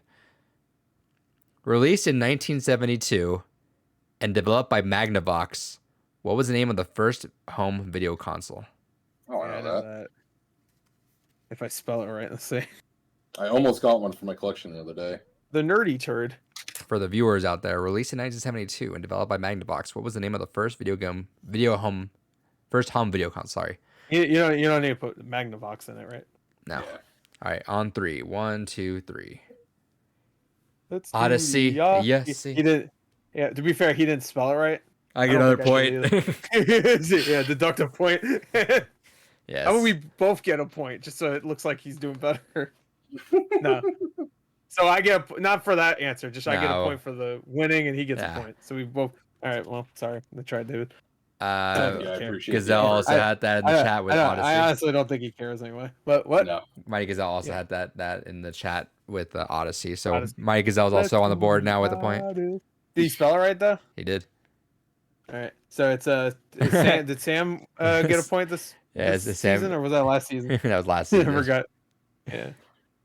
All right. Let's Sam, go. Mighty Gazelle, and David, and then me. All right. First story on the dock. David, this is all you with your HR expertise. Activision-Blizzard sued over frat boy culture. Yeah, so I looked through the documents on this a little bit because, oh boy, this is fucked. First and foremost, also because I saw a lot of people with some wild fucking takes on this. If your take on this is, this is just another example of people bandwagoning and being guilty until proven innocent, fuck off. The state of California is the one fucking doing this. They're not gonna go through and file a fucking lawsuit against a corporation without fucking evidence, as they've outlined a lot throughout this document. So if that's your take, you are a shit human being and need to fucking check yourself. And second of all, holy fuck, the treatment of people, especially women, at this company is fucking disgusting. I read about one story that's really fucked up. It's almost like so like unfunny comical in how the stuff that's described is like, there's no way this is like actually, I believe them, but I'm like, it's so bizarre that people actually do this shit. Yeah. No, this is, and that's the thing, is like, this is a scenario where clearly, and they even said, I mean, VPs were fucking encouraging this goddamn behavior. So the problem is all the way at the top. So there is literally fucking nothing that can be done when the fucking seed of bullshit is that high up the food chain. I can't imagine, other than just either raw passion and nowhere else to go, or fucking just an absolute weird sense of just entrapment and loyalty. But I am fucking shocked that they have not had mass walkouts. 100%, especially considering right now we are in such an interesting economic climate, because it's projected like an entire third of the world's workforce is going to be shifting careers, either by quitting their job, finding a new one, going down an entirely different career path in general. But COVID has opened up a lot of people's eyes on how they deserve to be treated, and how, as we kind of shift into this new normalcy of remote work and certain expectations that we've kind of developed during the pandemic, it is. Well, do you think that people are going to start working from home more, which is going to be just people sweeping the shit up, like sweeping it under the rug? I don't think it'll sweep it under the rug per se, so much as, I mean, certainly in this instance, it's not going to be swept under the rug. But it'll make it so a lot of these things will not really, aside from basically like company outings, if they go ahead and organize kind of different events like that, because a lot of companies are doing like quarterly outings with a lot of the remote folks. I could see that becoming a hotbed of concern. And of course, there's still going to be the more concerning part, because there's going to be a lot more direct evidence for a lot of this. I imagine a lot of the harassment for stuff like this in toxic cultures are going to switch to Slack or fucking Teams or whatever they happen to use for messaging services. Because, I mean, fuck. I worked at a company where they outright told you, if you're in support, Big Brother's watching you. We have remote access tools. We are watching you like a fucking hawk on things you do and say, because you're dealing with people's data. And we still had people fucking going ahead, harassing people, being fucking wildly inappropriate. And we called that shit out immediately. It's like, it's on the fucking recording. I don't know what you expected. We told you were being recorded. So people are willingly wanting to go ahead and be shitbags and knowing that they're being watched, and they're thinking, yeah, but it won't happen to me. There's no doubt in my mind that those people are going to be shitty in this kind of remote work culture. And there'll be more direct evidence for it. Teams doesn't allow you to really... Actually, I think in one of the more recent updates, Teams does allow you to delete messages, which is shitty. But Slack doesn't really let you do that too much. There's just going to be a lot more direct screenshots and evidence kind of showing those shitty behaviors, which will be able to be called out and get more attention drawn to it faster. It's just, again, the problem is going to be, is HR going to be able to do anything about it? Is any leadership team, the senior leadership, going to be able to do or want to do anything about it? And it seems like they don't. No, I mean, fucking, they were encouraging behavior. It is fucking disgusting. Well, it's so Mighty Gazelle mentioned EA and Activision just trying to one up each other in shittiness, and also Ubisoft. Remember when that whole thing? Ubisoft, Quantic Dreams, a lot of fucking people being fucking shitty. And it's just one of those things that the tech sector has a weird fucking thing with just crunch and stress and a lot of crunch. And I almost wonder if that's part of what kind of helps to facilitate some of that, in the sense of, So here's the thing there was a, what was it? It was a Reddit post I saw on it's r/I'm a total piece of shit, and you just find people that are just total pieces of shit. And there was one girl who just took a video of herself. It was a TikTok video, and she was recording, like silently recording on her phone, like just like her face, so she can hear everything around her.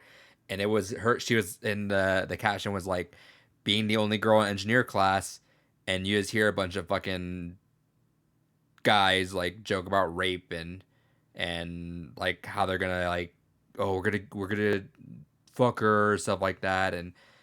And I imagine, like, obviously not generalizing, but you have to imagine stuff like that, which is predominantly male, bleeds in being engineering, stuff like that, just tech stuff in general, just is still very much predominantly male and just bleeds into that. Like, engineer isn't that far of a stretch to like development, as opposed to like, I don't know, like teaching is from like firefighters. It's not that far. It's like kind of in the same, not necessarily exactly the same thing, but like the same wheelhouse. It's tech stuff that's still kind of there. So you just gotta wonder where the buck stops, because obviously if that's just students doing that in engineering, that was her in her classroom, like it stems somewhere. You gotta wonder, like, you gotta even go back a little bit more. Is it even more like, is it back to the old like Call of Duty Xbox Live days, that we all talk about, where it's like a bunch of kids were just yelling shit at the, like, but where does that happen? How does that lead to where that is? You got to kind of wonder where. I can tell you exactly where it leads. Well, where it leads, but where does it from? Where is it? So where does it stem from? Like, I genuinely like fucking shitty parents. Well, yeah, because anybody that was like, even for these people that are being shit and fucking, I don't know. I feel like a good parent. Or well, an actual parent would stop that, but would be like, no, fuck that. You're screaming on Xbox about how everybody's, whatever word they're choosing that day. No, here's the thing. I will only take that excuse to a limit. I will accept that excuse in like teen years and when people are actually a child. Here's the thing. I grew up in a shit and fucking environment. I had a legitimately shit life. Yeah, but you're built differently. Parent. David built differently. But here's the thing is, and I have a lot of friends in very similar situations. It's, there is the argument, nature versus nurture, all that shit. But still, at some point, we have to hold people fucking responsible to them. Well, you choose your own actions. You are your own person. So I am, but he was just trying to figure out. No. So I will make one point, and then I want to read the chat real quick. I think another thing that people don't do is check their friends too. A lot of guys will not call out when other people are doing stuff just because they're friends. So like even in like real life, like genuinely, like me and my best friend will have times where we'll like, if one of us is kind of getting a little like, not like shitty, but like someone's starting to act a little like too much of a dick, you'll just be honest with them. That's me and him have that relationship where it's like, if one of us catches the other being kind of an asshole, we'll just pull him aside. Hey, you're being a little bit of a dick right now. Just chill. And we're cool. Like you don't have that judgmental side or anything of it, because you want to get defensive. When someone tells you like, "Hey, you're being kind of a dick right now," it's kind of like instinctual to want to be like, well, you want to defend yourself, like, well, I'm not having a good day or this is that. But if you find a good relationship where you're able to like comfortably tell people your honest feeling about them, you're able to accept it and be okay with that. A lot of times there's groups of guys like this. I want to hope that at least one of them isn't like that, but the problem is they're enabling it by not stepping up and saying that's not cool. Like, we shouldn't be doing that. A lot of times too, it's them trying to want to fit in and maybe even go alongside of it, you know? So I think not only is parenting a major force in that, I think friends are as well, especially as you get out of the parental zone and like after you're when you're on your own, then it's up to like friends to start checking yourself. And just, I feel like that culture is not quite there with guys for sure. I can't speak on women obviously, but like I think with guys, there needs to be more of those relationships. Upchuckle says, not that this excuses the behavior by any means, but I've seen a lot of crime behavior be tolerated because upper management just doesn't want to bother trying to find someone else to replace the help and sweeps it under the rug. Yeah, that definitely happens with some companies. There was some nonsense in here too, where it's like though that the one of the girls that is harassed all the time was one of the ones that probably should have been up for a promotion because she was absolutely just destroying her male counterpart in every aspect whatsoever. Yet the male dude, the dude was like able to meet with the VP and all this shit. Like, okay, powerful, brave. Mighty Gazelle says, I hope this leads to either upper leadership of Activision being eliminated from their positions. This has clearly been an issue for a long time with no change. I don't. At this point, you would think so. Like Ubisoft has been through it. Like, oh, we've done so much of this stuff, this and that, and then we heard about it a few weeks ago. It was like, oh, Assassin's Creed switching to this. Also, the guy that's leading is still a shitbag. Yeah. Unless the shareholders decide to actually come together and kick them out, nothing's gonna happen. And let's be honest, Activision fucking Blizzard is making goddamn bank right now. Of course. So the only way anything changes is if people actually fucking vote with their wallets and don't fucking support Activision Blizzard. The problem with that though is that ain't gonna happen. But even so, like, I think that mentality ain't gonna happen. No. It's not going to. Well, I'll look at that. But let's say people stop buying things. The problem with that is the mentality doesn't go through to them. The why they sold less and less doesn't ring true to people. Be like, oh, people aren't buying because they're upset at our management. That's not gonna go through. People are gonna be not buying. They're gonna be like, okay, well, it's Axie's developers because they're not selling it, because they don't think that way. They're gonna think, oh, the game didn't sell because no, 100%. Shareholders look at correlation and causation.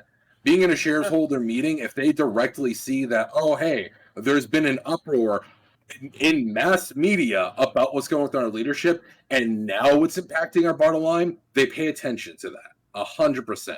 Yeah, but are you able to absolutely correlate from, like, because the problem with video games is right now, let's say everyone that read the story doesn't buy this game, there's still a lot of people that are never going to know the story. They don't know what the fuck's happening at Activision Blizzard. They don't. No, but if genuinely, the whole point is if the people that are aware of it do stop fucking supporting anything Activision Blizzard, 100%, they will see a fucking tank in revenue, and there will be the direct correlation that investors and shareholders will be able to go ahead and be like, all right, this story came out.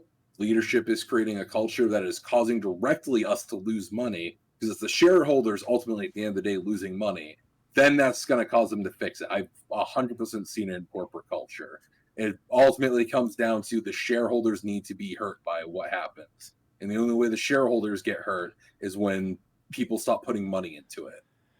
I want to believe that, and I'm sure you have like a lot of merit towards it, but it's just part of me just wants to think that if they just didn't buy, people would be like, because I feel like that's just always the rule. Because shareholders, they see all these people. They see people like I didn't bring it up, but that Kotaku article of like what someone wrote down as their headline was the new XCOM game looks like shit. That was their headline. That was their fucking headline. I know. I talked about how fucking well. First of all, I just want to say Kotaku, I'm sure, has a lot of people that are really cool that work there. The guy that wrote that was been there for a long time, by the way. That's like a familiar name behind there. I don't even want to know who he was it he or she or whatever? Luke Plunkett. Okay. Oh, it was Luke Plunkett that fucking wrote that? Yeah, I know that. He's been there for a while, but he wrote this XCOM. It gives game journalists a bad name when you see shit like that. So, it looks like shit. That's like a YouTube video from like fucking Like I don't want. That's us. No, yeah, and people were saying I don't even label my videos like that. I'll say like it's garbage or something. I don't just say straight up shit. because there's smarter ways to vocalize that, you know. It did look like garbage, but sure, you could say you could phrase it all you want, but the thing is, if you have that job, you have worked your way into journalism. Some guy was like saying like, well, YouTubers can. Why can YouTubers do it? There's no YouTube school for that. People are doing YouTube's school. the same site. YouTube's the same site where you'll have people like me who just watch other people's stuff, or you'll have like garbage content like me watching other people's stuff.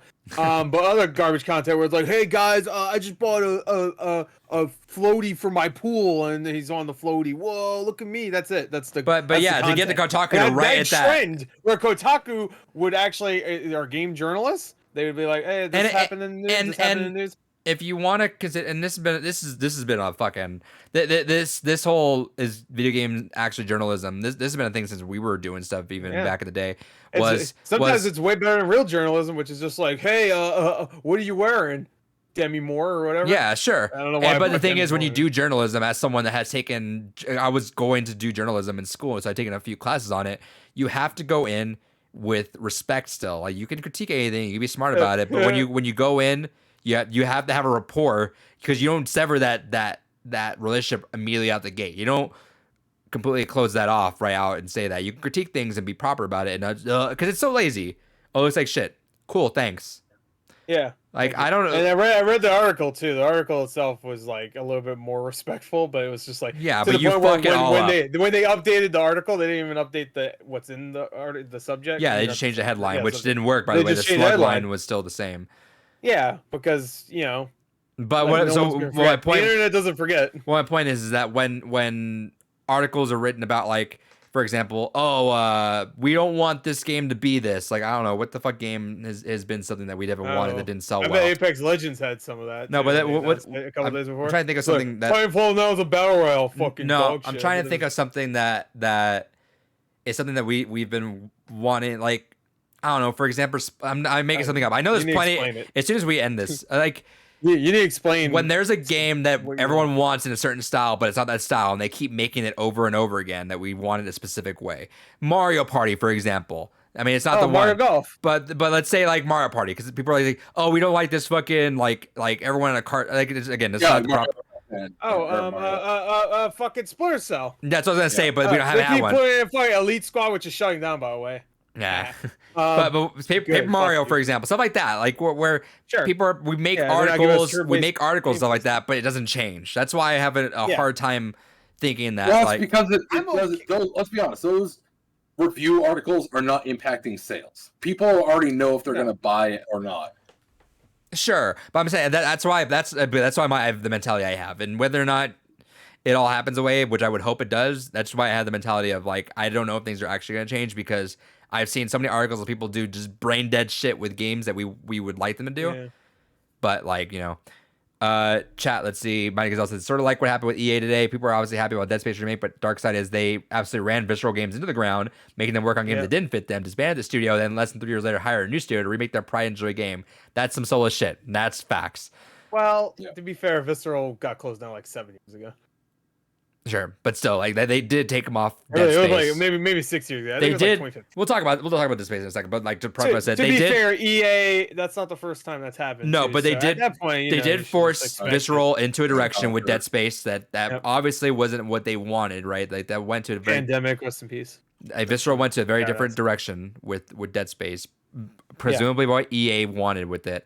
And they come back and remake making Calypso Protocol. Remember, we still have Callisto Protocol. But they did, but from the guy that made Dead Space. But people that did make Dead Space games coming. Yeah, people that did make Dead Space did give congratulations and respect to them doing that. So that's cool. Because Motive, that Star Wars game was really good, and that was like I think their first game, right? Was the Star Wars Squadrons? Maybe they did something else. I'm not sure. No, I think they did hold on, let me look. I think they might have done a Need for Speed game. I could be wrong. They got closed in 2017, says Chadbot or Mighty Gazelle. Was it 2017? Damn, it felt longer. Okay, 4 years ago. 4 years ago. Motive. While he's doing that, Chatbox says, who did the shitty article that was saying don't buy a PS5 because the world is shitty?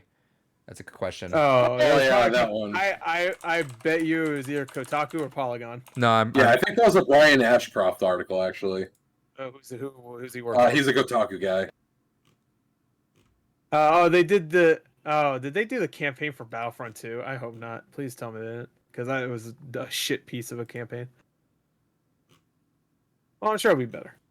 Let's see. I'm curious now. What do you? I want to find that article that he was mentioning. I forgot about. Who wrote that fucking article? In the same way. Yeah. I feel like we should have ended the podcast with this.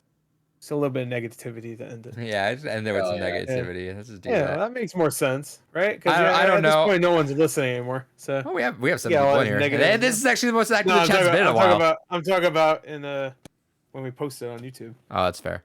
Anyway, we're gonna move on, but yeah, no, that was a dumb article too.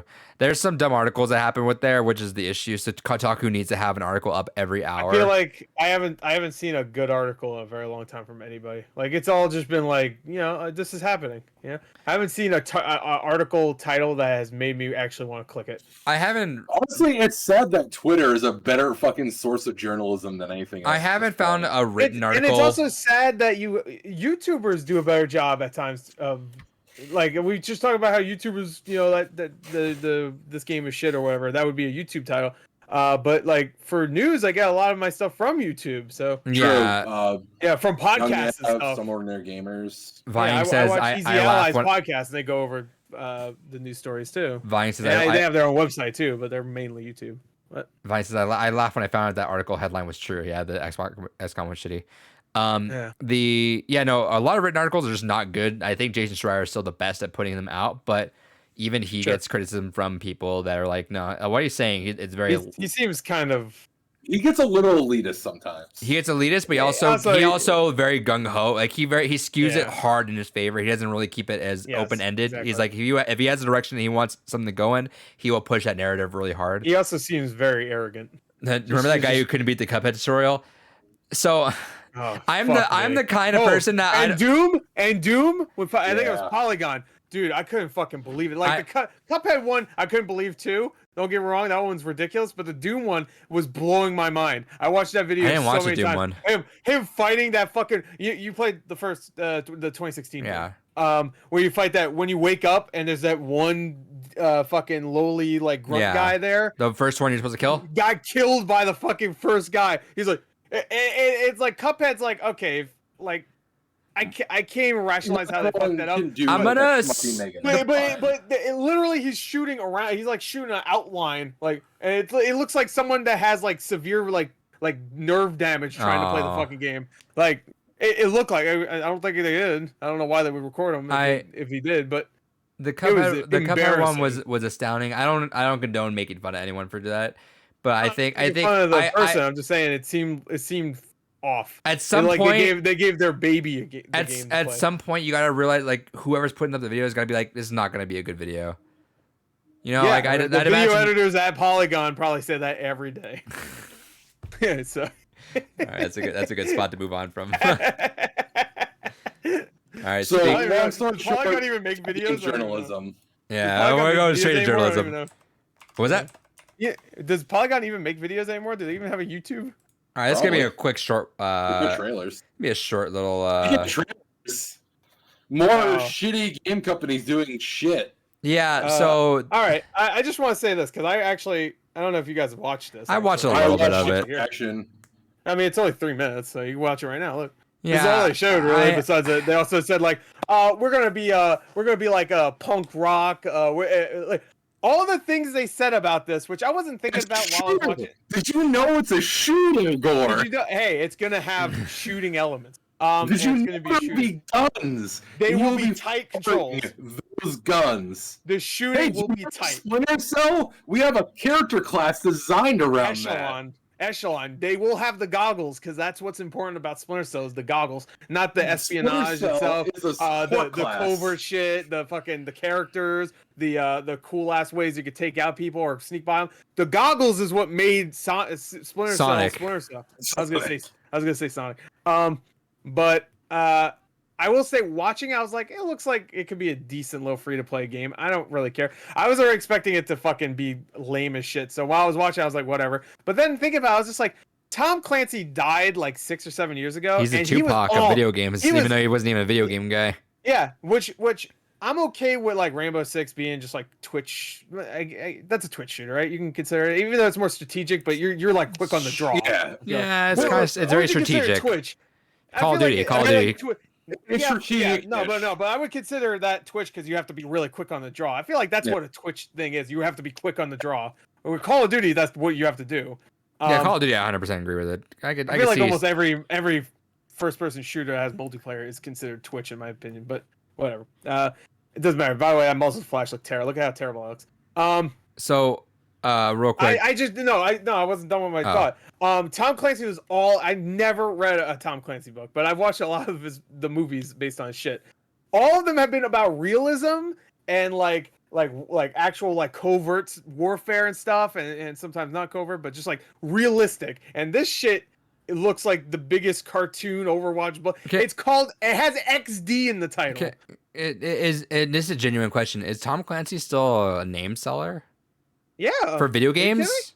Yeah. Really? People are like, "Oh, Tom Clancy, I'm in." I've never heard anyone that Tom Clancy Ghost Recon. I know they all do it, but I'm saying like if they took away Tom Clancy, if they call it just Ghost Recon, just Splinter Cell, just The Division. They still make movies with Tom Clancy's name in it. They just made the one with Michael B. Jordan. David, you're muted. Yeah, come on. But no, like they're still making. I'm pretty sure they're still making novels with his name on it, even though obviously he's dead. David? He said yeah. Yeah, I just didn't know that he's still relevant in terms of like he will sell a game. I don't know. It didn't. It's the same thing with like James Patterson, who's also a book guy. Like he's not dead, but you think like Alex Cross. You probably don't even know. Do you know who Alex Cross is? Mm-hmm. He was like big book series, very very popular. Yeah. I haven't thought about James Patterson in years, but it's still fucking every time I go to a grocery store or anywhere there's books, fucking like just James Patterson's list. Yeah, 10 more novels from James Patterson. I'm like, what the fuck? I was like, he's still making shit. Is he even alive? He is, but the book thing is actually what I was trying to say before I kicked the cord for my mic. Is that Tom Clancy's name sells, and it's one of those things that, let's be honest, we know we're going to be disappointed every time, but you say a new Tom Clancy game, and a lot of people perk up because there's still that hope and expectation of maybe we'll get something new and strategic and fun, and just we got to really think and be creative because that is the legacy. That is what Tom Clancy games were built on. Rainbow Six, but the further we get away from that, is that even a thing that we can believe anymore? Because we're getting further and further away from like. Well, that's the thing. Ubisoft we'll go back there. Ubisoft would know what sells, I would assume, because every one of their games sell very well, even if they're broken pieces of shit. The only thing that probably didn't do well is Hyperscape. They should put Tom Clancy. Yeah, Tom Clancy's Hyperscape. Tom Clancy's Mario and Rabbids. That game would have been more realistic. Well, that would sell anyway. But that game would have been more realistic than this game if they put Tom Clancy's name on it. Because this game is like, look at this shit. So let me go through the chat. Whatever. Mike says, I immediately signed up for XDefiant. Class-based co-op shooters are my weakness. And he says, damn, I actually think the game looks wacky, colorful, and fun, and free. And Chatbox says, this game looks so generic. Yeah, it looks generic, but it doesn't look not fun. Here's the thing. It looks like it could be fun, but it looks generic. Here's my issue with stuff like this. Does it look all right? Yes. It looks something like I would have played? Yes. Fine. Problem is, I don't have time to invest into a whole ass other shooter. There's a lot of other shooters I've been wanting to play. What's that one game that you may buy that we played for a little bit, but it was like super fun. It was like free you had to pay for the beta. Company? Yeah, Road Company. That was fun. I liked it, but it was like I don't have time to invest in the Road Company as much as I do like it. I want to play Valorant. I have no time for that. What go in the video? Go back to that muzzle flash. I can't believe how terrible that looks. No, it's like wait, keep going. Just let it play. I'll tell you. You'll see it. I can't believe how bad it looks. I just don't have time for a bunch of like. Right here. Look at it. Look. And now let it play. Look how terrible it looks. I can't. They freeze frame on it too, pretty much. Like, look, and it just disappears. What the fuck? I hate it. And it does it again. They do it one more time. slowly. Yeah, look at it. It's just a bunch of fucking JPEGs, and then they just disappear. And they zoom in on it. Come on now. So I just don't have time to invest in a this? lot of these. It's like, are some of these fun? Sure. I'm in Halo. I wish I could put more time. I want to play more Gears one day, and Overwatch, and then other But this games. game kind of answers your question if Tom Clancy's name is a sell, because it is, but people are pissed because it is Tom Clancy, and this doesn't look like a Tom Clancy thing.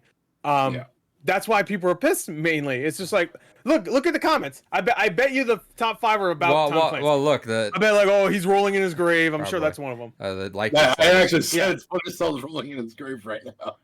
Tom Clancy's nobody asked for this.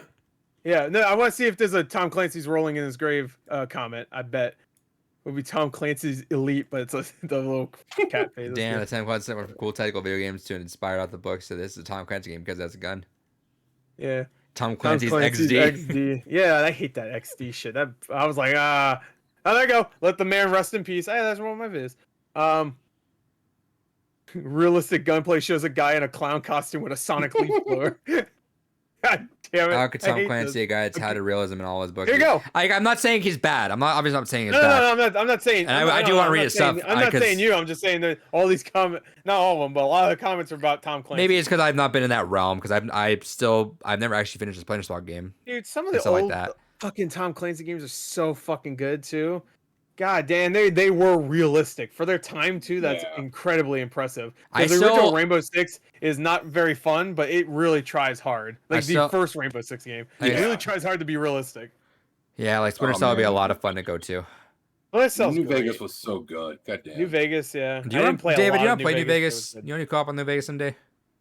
Yeah, I'd be down for that. Maybe we do that for streams. Maybe that'll be fun. I have a game I'm thinking of potentially. I have one multiplayer game. It'll be the first one I pick that's multiplayer that I'm contemplating for games gone by. Overwatch. No, he's not. No, Earth Defense Force. No. So if we did that first, just as miserable. After we did after we finished Halo, are you down to do some New Vegas? Sure. New Vegas. Not New Vegas. Tom Clancy's just Vegas. He said New Vegas, and I got me to think on New Vegas. Yeah. I was confused too when he said New Vegas. That's kind of where I'm at, Mike Gazelle. He says, "How about they just drop the name of the man, and that would be less harsh." Yeah, but then it wouldn't sell. Then it wouldn't sell. Is kind of the thing. So you got kind of. And also, the reason why they're doing this is they wanted to appease some people, because they don't have a new Division game. They don't have any Splinter Cell shit. They don't have any Ghost Recon shit besides that broken ass piece of shit that came out a couple years ago. So like, just mix them all together and be like, hey, look, we're supporting these franchises, and we did our own Smash Brothers with Tom Clancy, except it's a shooter. Look, well, maybe later we'll put in some Rainbow Six in there or whatever. So, I don't fucking care. Here's a question: was The Division even a Tom Clancy book? No. Yeah, so they've been doing this for years anyway. So like, they've been just fucking like, oh, Tom Clancy's fucking Easy Bake Oven, or Tom Clancy's Cooking Mama, Tom Clancy's fucking Rabbids Go Home, or wherever. Like, they could do anything. The logo is literally XD. It's laughing in our face. I can't believe they did that. Tom Clancy's last DLC fighter for Smash. Jeez, it's his grave. All the new Tom Clancy games are terrible. I don't think they'd be dropping the Tom Clancy name would affect a free-to-play game on sales, but it would affect how people play in the game in general. A lot of people are going to play this game just out of it. I thought I was so disappointed in that last Ghost Recon game. I didn't play it, mind you, but the first time they showed it, I was like, oh, this looks like old Ghost Recon, where like you're hiding in the forest and you're like putting mud on yourself. Dude, I'm still. Then the game came out and you're just headshotting people and you're just like fucking running in. I'm like, I get Siege is a phenomenal game. That's one of the top 3. Phenomenal. Oh, every time I play that game, I fucking love it. But the thing that's I like hate that game so much. That's like top 3 games. It's probably a great game. I don't know about that's top 3 games I would love to. That if I could like spare a little more time to get into a lot, I'm sure that'd be the game for me, because I just love everything about it. It's like it scratched that competitive itch in me like really, really well. Sure. But I'm still always a little bit salty that we didn't get Rainbow Six Patriot. Because that trailer looked so good to me. I was like, damn, this is a fucking great game. Even though it's a little and I watched it like A little last on the year. nose. It's very corny, Yeah. but it was fun. I liked it for like 2012. Yeah, that was exactly like time we needed that. It was good that, shit. Like, hey, like, he's just with his wife. He wants to get his fuck on, and like then they narrative, because that was what the fuck, bro? that was pre Last of Us, where games like got just like narrative really blew up. Last of Us was getting advertised, right? But that's when games were like narrative. I think that was around the time when we got that awesome shotgun kill in Last of Us. Yeah, but I'm saying is that shit. narrative games, when the game had to come out, that was like when we're like loving the idea of narrative in games. Hell yeah. Now it's everywhere, so who cares? Sure. Yeah. Single player games make a resurgence. Splinter Cell will be back. I hope so. I love Siege, by the way. Siege is great, but like Ghost That's Recon. another reason why I hate this now. Just thinking about it, like when I watched this, I was like, all right, looks fun, whatever. But like really reflecting on it, like fucking. I'm just glad it wasn't Splinter Cell multiplayer game. You know what I mean? Like just like we're on the just verge Splinter of it. Cell. Yeah. I'm like, that's what we get. We're on the. Hey, I am scared for when they bring back Splinter Cell because it will be Ghost Recon. It'll be a big open world, and you have a crew of people. Like, this ain't fucking. You just go in and shoot shit. I'm like, Chatbox says Siege is great, but like Ghost Recon Breakpoint and the Division, even the new Rainbow Six Extraction looks generic. True. Oh yeah, that looks generic as shit. No, granted, Division was fun. I've heard. That's another thing. I didn't even think about that. Division was fine. How come I didn't think about that? Not only did they take Rainbow Six, which is actually a book series, they took a book that was realistic and put aliens in it, but they fucking like I don't know. All right, and then we're like, gonna at wrap it least up. this is like something different, you know what I mean? Like XDefiant, funny, XD. But like they took Rainbow Six, which is one of his books, and then just shit on it with aliens. It's like, here's aliens. We'll wrap up this XDefiant talk with the Division. Was fun for like 5 hours for me, says Chatbox. Division was fun, I guess. I had a good time with the first one. I wish I had more people to play it with because I got it when a lot of work friends were like, "Oh, we'll all play." I'm like, "Cool, let's all play." And then no one fucking played. I had the opposite problem. I didn't want to play it, but all my friends played that for a solid like month straight. I like that our next article is from Kotaku. Just want to shout them out when we were talking shit about them earlier. No, well, we mentioned they have some good articles, but they just fucking make some random shit because they want to hit a quota. They want to they had an article like every hour. It's just dumb. Not everything needs to be a fucking clickbait. Like, oh, this is why I need it. Not every fucking goddamn thing on the internet needs a goddamn opinion. I'll give them this. That article wasn't clickbait. He said there's a new XCOM game and it looks like shit. I'm like, all right. Yeah, but you know what you're doing when you're fucking doing that. Like, come on. Yeah, sure. At least he didn't say, dude, you won't believe what this XCOM game looks like. It's not. It's someone's been on their website for like a decade now. Like he knows what he's doing. I didn't click on it wanting to see the XCOM game. I clicked on it because I wanted to see if the article was shittily written too. No, and it's not. But the thing is, like, they do that shit. And it puts it right back down in square one. Anyway, what are we talking about? Skull and Bones, which I thought was done, but apparently the issue is that so they have a thing with Singapore that there's a requirement it has to be done. So that's why this thing that we thought was nixed a long time ago is still in development. I knew it was coming. I thought it was just done, especially because it was Sea of Thieves versus Skull and Bones, and Sea of Thieves came out, and now Sea of Thieves is kind of popping off now. I still believe in Ubisoft games I want to see in the future. Yeah. That's all I'm saying. Yeah. That got announced years ago. Yeah. I still believe. Well, I'm like Peter Pan, I do believe. But people like just didn't understand. People didn't understand what they wanted with this. It was gonna be a multiplayer expansion to Black Flag. Yeah. But that then said expansion soon took its own line over to a full blown MMO spinoff. Then a brand new pirate game called Skull and Bones. Black Flag Infinite. Oh look! I wonder what happened to that name. Oh wow. Yeah. Well, to be fair, it's Infinity. They have a shit ton of money at this point, Mike Gazelle. Can I just say? I don't really. Are we gonna read this whole article? No, I'm gonna. But article says hate clicks are still clicks. It's true. That I know. I'm not saying it's not. I didn't click it for hate. I clicked it to see if it was shit. Anyway, what were you gonna say, Cor? And it wasn't actually.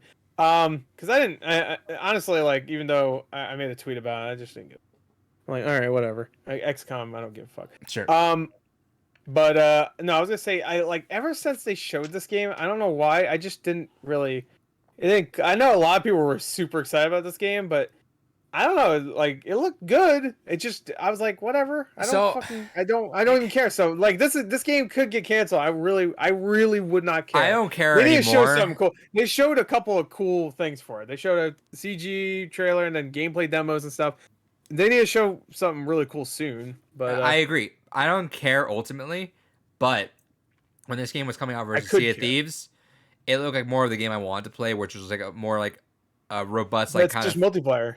Yeah, but no, I mean I'm not even looking for a single player side. Which, by the way, I heard the Sea of Thieves expansion was actually really fun. Yeah, no, I heard. But this kind because this is what we kind of wanted originally, right? Was we wanted just all of us get in a boat and just fuck up with other people. Well, I think this is just more like competitive though. Which I'll do that. Well, I want it to be open world where you're like traveling, and you see a fucking ship, and you fuck them up, and you know that you ruin their day. Like you just like in GTA 4 when like people are just like, hey man, I'm getting the cars and fucking I want to go and do one of the glitches or something. God, and you know if you kill them, you just fuck them up. GTA 4 online is literally never gonna get replicated at this point. And Sea of Thieves, sadly, like I wanted to grief people so bad in that because I'm a dick. And we did, but it didn't matter because they just respawned with their ship. They didn't lose anything because they didn't fucking get anything because nobody cares about in the beginning of that game to like plunder. It didn't matter. Gore wants like the end game of what's that ship game? Sea of Thieves. It's EVE Online. You want something like end game of that where people spend months and months building this armada and then like a bigger, badder one comes in and just rolls them over and they lose all this money, like real life money they lose. Hell yeah! I used to work with a guy that played that. It's like, no, this game is actually just a spreadsheet simulator. Dude, you spend more time doing the math than you do actually playing the game. But do you know what? I want to be able to feel the hate from it. I wrote a whole paper in college about this EVE Online like battle that happened. It was one of the major ones that happened where it was like I forgot, like it was like the Claim War. It might have been that one where it was just years of pent up, just like people warring, and then all of a sudden just the big one happened, and you just hear people on different accounts. It was like almost like an actual war.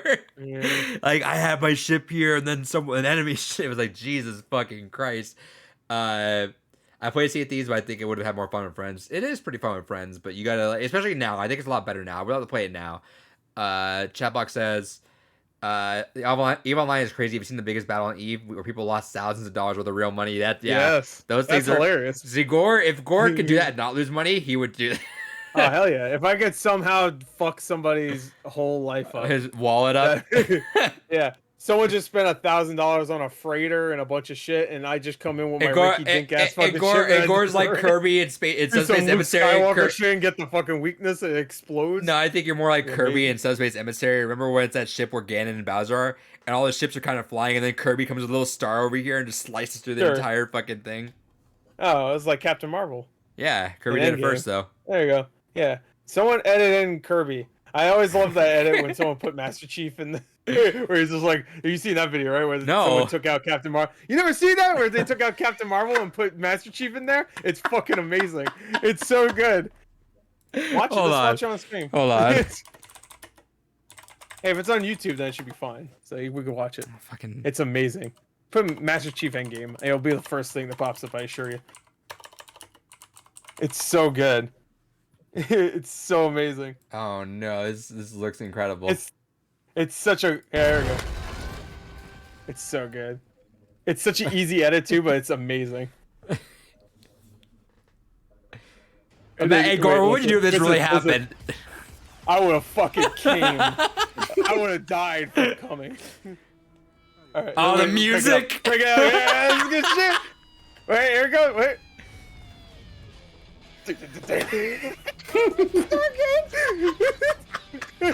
It just goes through the shit. Wait, hold on. I love this part. Yeah. It's just going back. This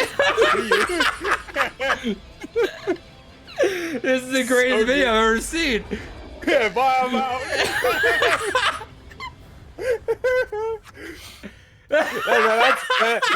That's canon accurate right there. Holy shit. Wake up there, Activision just makes it. Oh, David, I forgot to tell you, we had another Halo game after this. I didn't want to spoil it, but we just kind of spoiled it for you. Halo Endgame happens after that. Yeah, Halo Endgame. You gotta watch the whole movie with Master Chief. I can imagine this, you can hear the screaming from Gore from like states away just if that happens. To be fair, I don't think I'd be the only one. There'd be like half of the audience confused, the other half fucking screaming. Mom, dying. it's Halo. Mommy, it's Halo. It's like, shut up. You're not my son. You're not my son. Anyway, Skull and Bones. We're moving on. Hey, fucking Skull and Bones, whatever. All right. All right. So we can get through this semi-quick until we get there's to only the one good thing shit. we really need to talk about. I do want to mention. I do want to shout out Xavier Woods did a really good job. He was the only thing that felt lively in the show besides some of the trailers. Yeah. And I did not. Usually I hate EA play live. It's always or whatever the hell. It's really massively disappointing. Yeah, it's not, I can't even say it's disappointing at this point. It's just like massively underwhelming, even when you're not even trying to be whelmed. It's massively EA. It's massively EA. So it's, I will say, and you're gonna say, I think mess. we're gonna mention right now. Well, first off, yes, he's awesome. Oscreed's awesome. The show itself didn't have an energy to it. I mentioned this on the reaction. I think it was because it's a month off of the E3, which kind of just feels weird because like, oh well, we don't have the excitement of next one's got Microsoft and whatever, or Sony might have something. Well, they didn't have it, but there's whoever's up, whoever.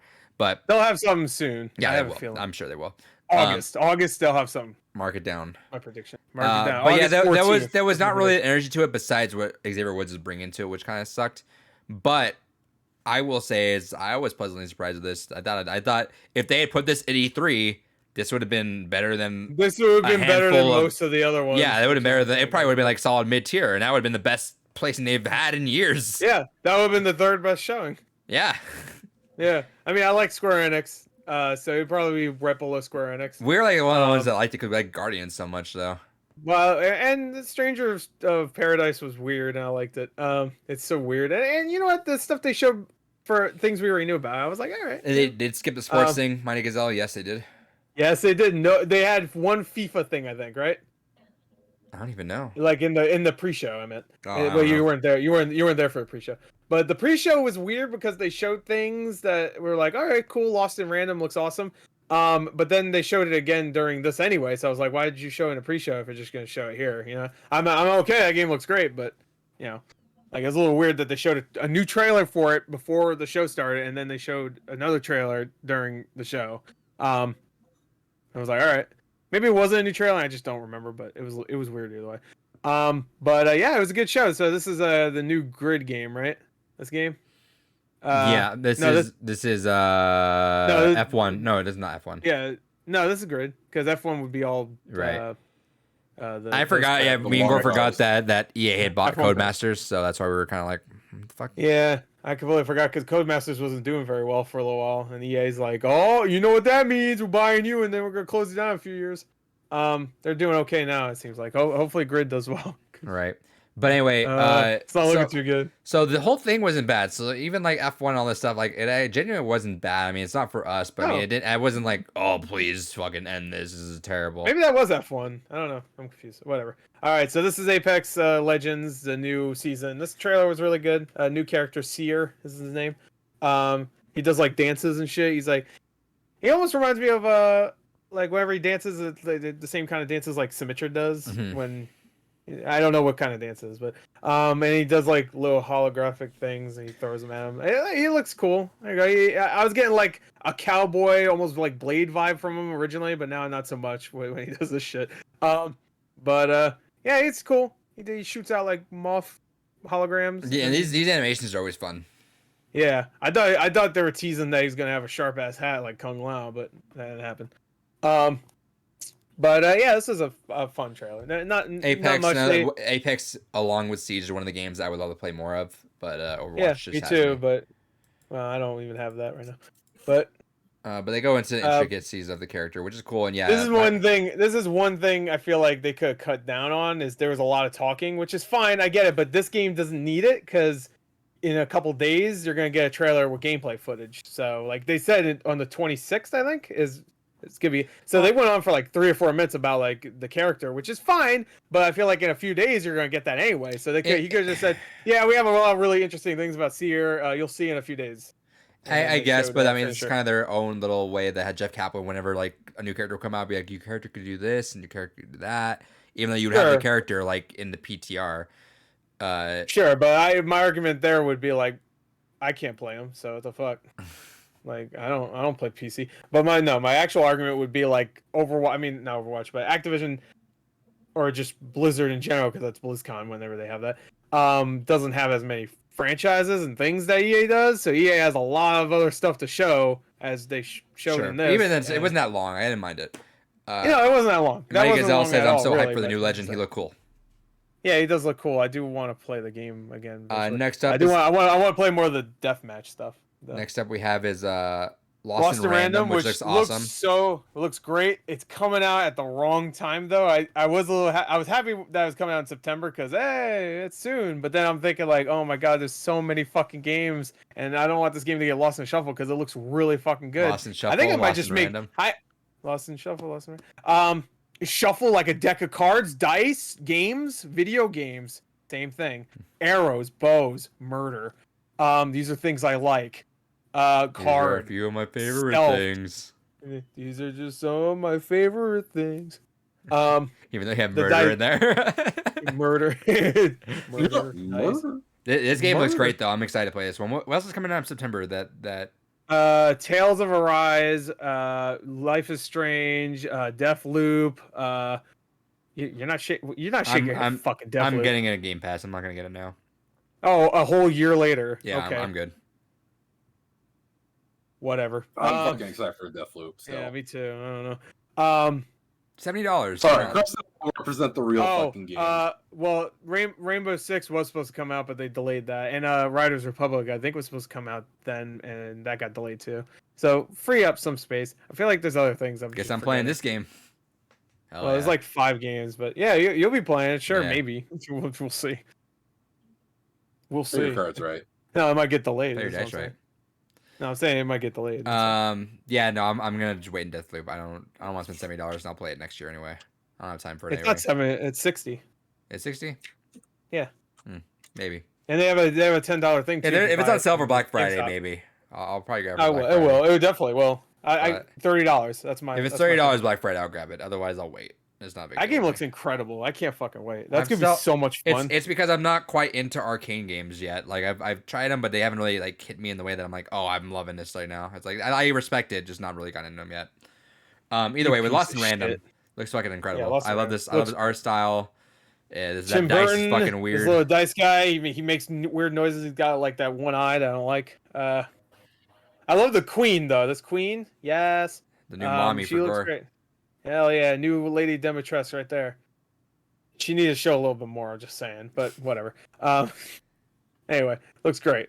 Even Xavier Woods is like, or Austin Creed. This guy looks like he was developing that game though, which is odd. He looks like he's random. He looks random. He looks the part, which is fun. Xavier Woods is a huge fucking nerd. I love the guy. No, talk about this. Oh. No. Xavier Woods is cool though. I saw him at Evo, David. He was at the Tekken booth. He was playing Tekken with people. Yeah, he suplexed somebody through a table. Yeah, dope. David wasn't there. He would have loved to play Tekken against Austin Creed. What is Xavier Woods, Austin Creed, whatever the fuck his name is? What is his finisher, David? Do you know? No, because I was just about to say I've seen a lot of clips of New Day, the tag roster. Yeah. But Who's the other guy? WWE. Jerry. There's 3 of them. Bob Hoskins. Yes, Bob Hoskins. Back from the dead. Anyway. Frankie Muniz. Shout out to Siege's what's this one again? It's Dodgeball. Knockout City. Knockout City. I keep saying Dodgeball. Yeah, Knockout City. Him and I we did that stream like about a month or 2 ago. It was a lot of fun. This game was really good. This game's fun. Definitely, I need to go back. Not something I really need to go back to. I definitely want to play a few more rounds. No, I'll go back to it, but it's not gonna be a game that. Not a regular rotation game, but definitely something I can play every now and then. I'll play a couple rounds with Knockout City. I felt like this was probably the weakest part of the besides the grid thing because I just don't. They talked a lot about this. Yeah, and also like they're like, oh, everything's gonna be a movie set, and I'm like, it just looks like generic. Like, oh, it's a castle. Like I thought it was gonna be like parodies of shit. Like that would have been cool. Also, I thought the trailer tried too hard to be funny, which is funny because that reminds me of the first trailer we ever saw of this game, which tried real hard to be funny. Just don't try to be funny with these trailers anymore. They're not. It's not working out. It's not cringe, but it's close. The reveal for this was one of the worst trailers this year. It was during the Nintendo Direct we got too. Yeah, and we were like not excited because I think we were off. It was a cringe fucking. And we were off Rocket Arena, which we were like, Yeah, Rocket Arena. But this is definitely better than Rocket Arena. Yeah, 100%. Without a doubt. But yeah, no, I mean, this is probably the weakest thing they showed, but at least I know the game is good, so it's like, it doesn't need to be amazing. It's just more content. It's fine. And they didn't spend too much time with it. So the next thing though is Battlefield, right? I believe so, because this was like the one you always wanted. Yeah. All right. So so they announced a new thing for Battlefield 2042, which is called Portal. It is a mode where you can pretty much customize all the game modes. You could just make it whatever you want. Like you want a 64v64 of people with just knives versus defibs. That's it. Yeah, this looks like a lot of fucking fun. This is pretty fucking cool. Yeah. And so, but the coolest thing they had was like that, but they also had like an army of World War II people versus like just a squad of modern people.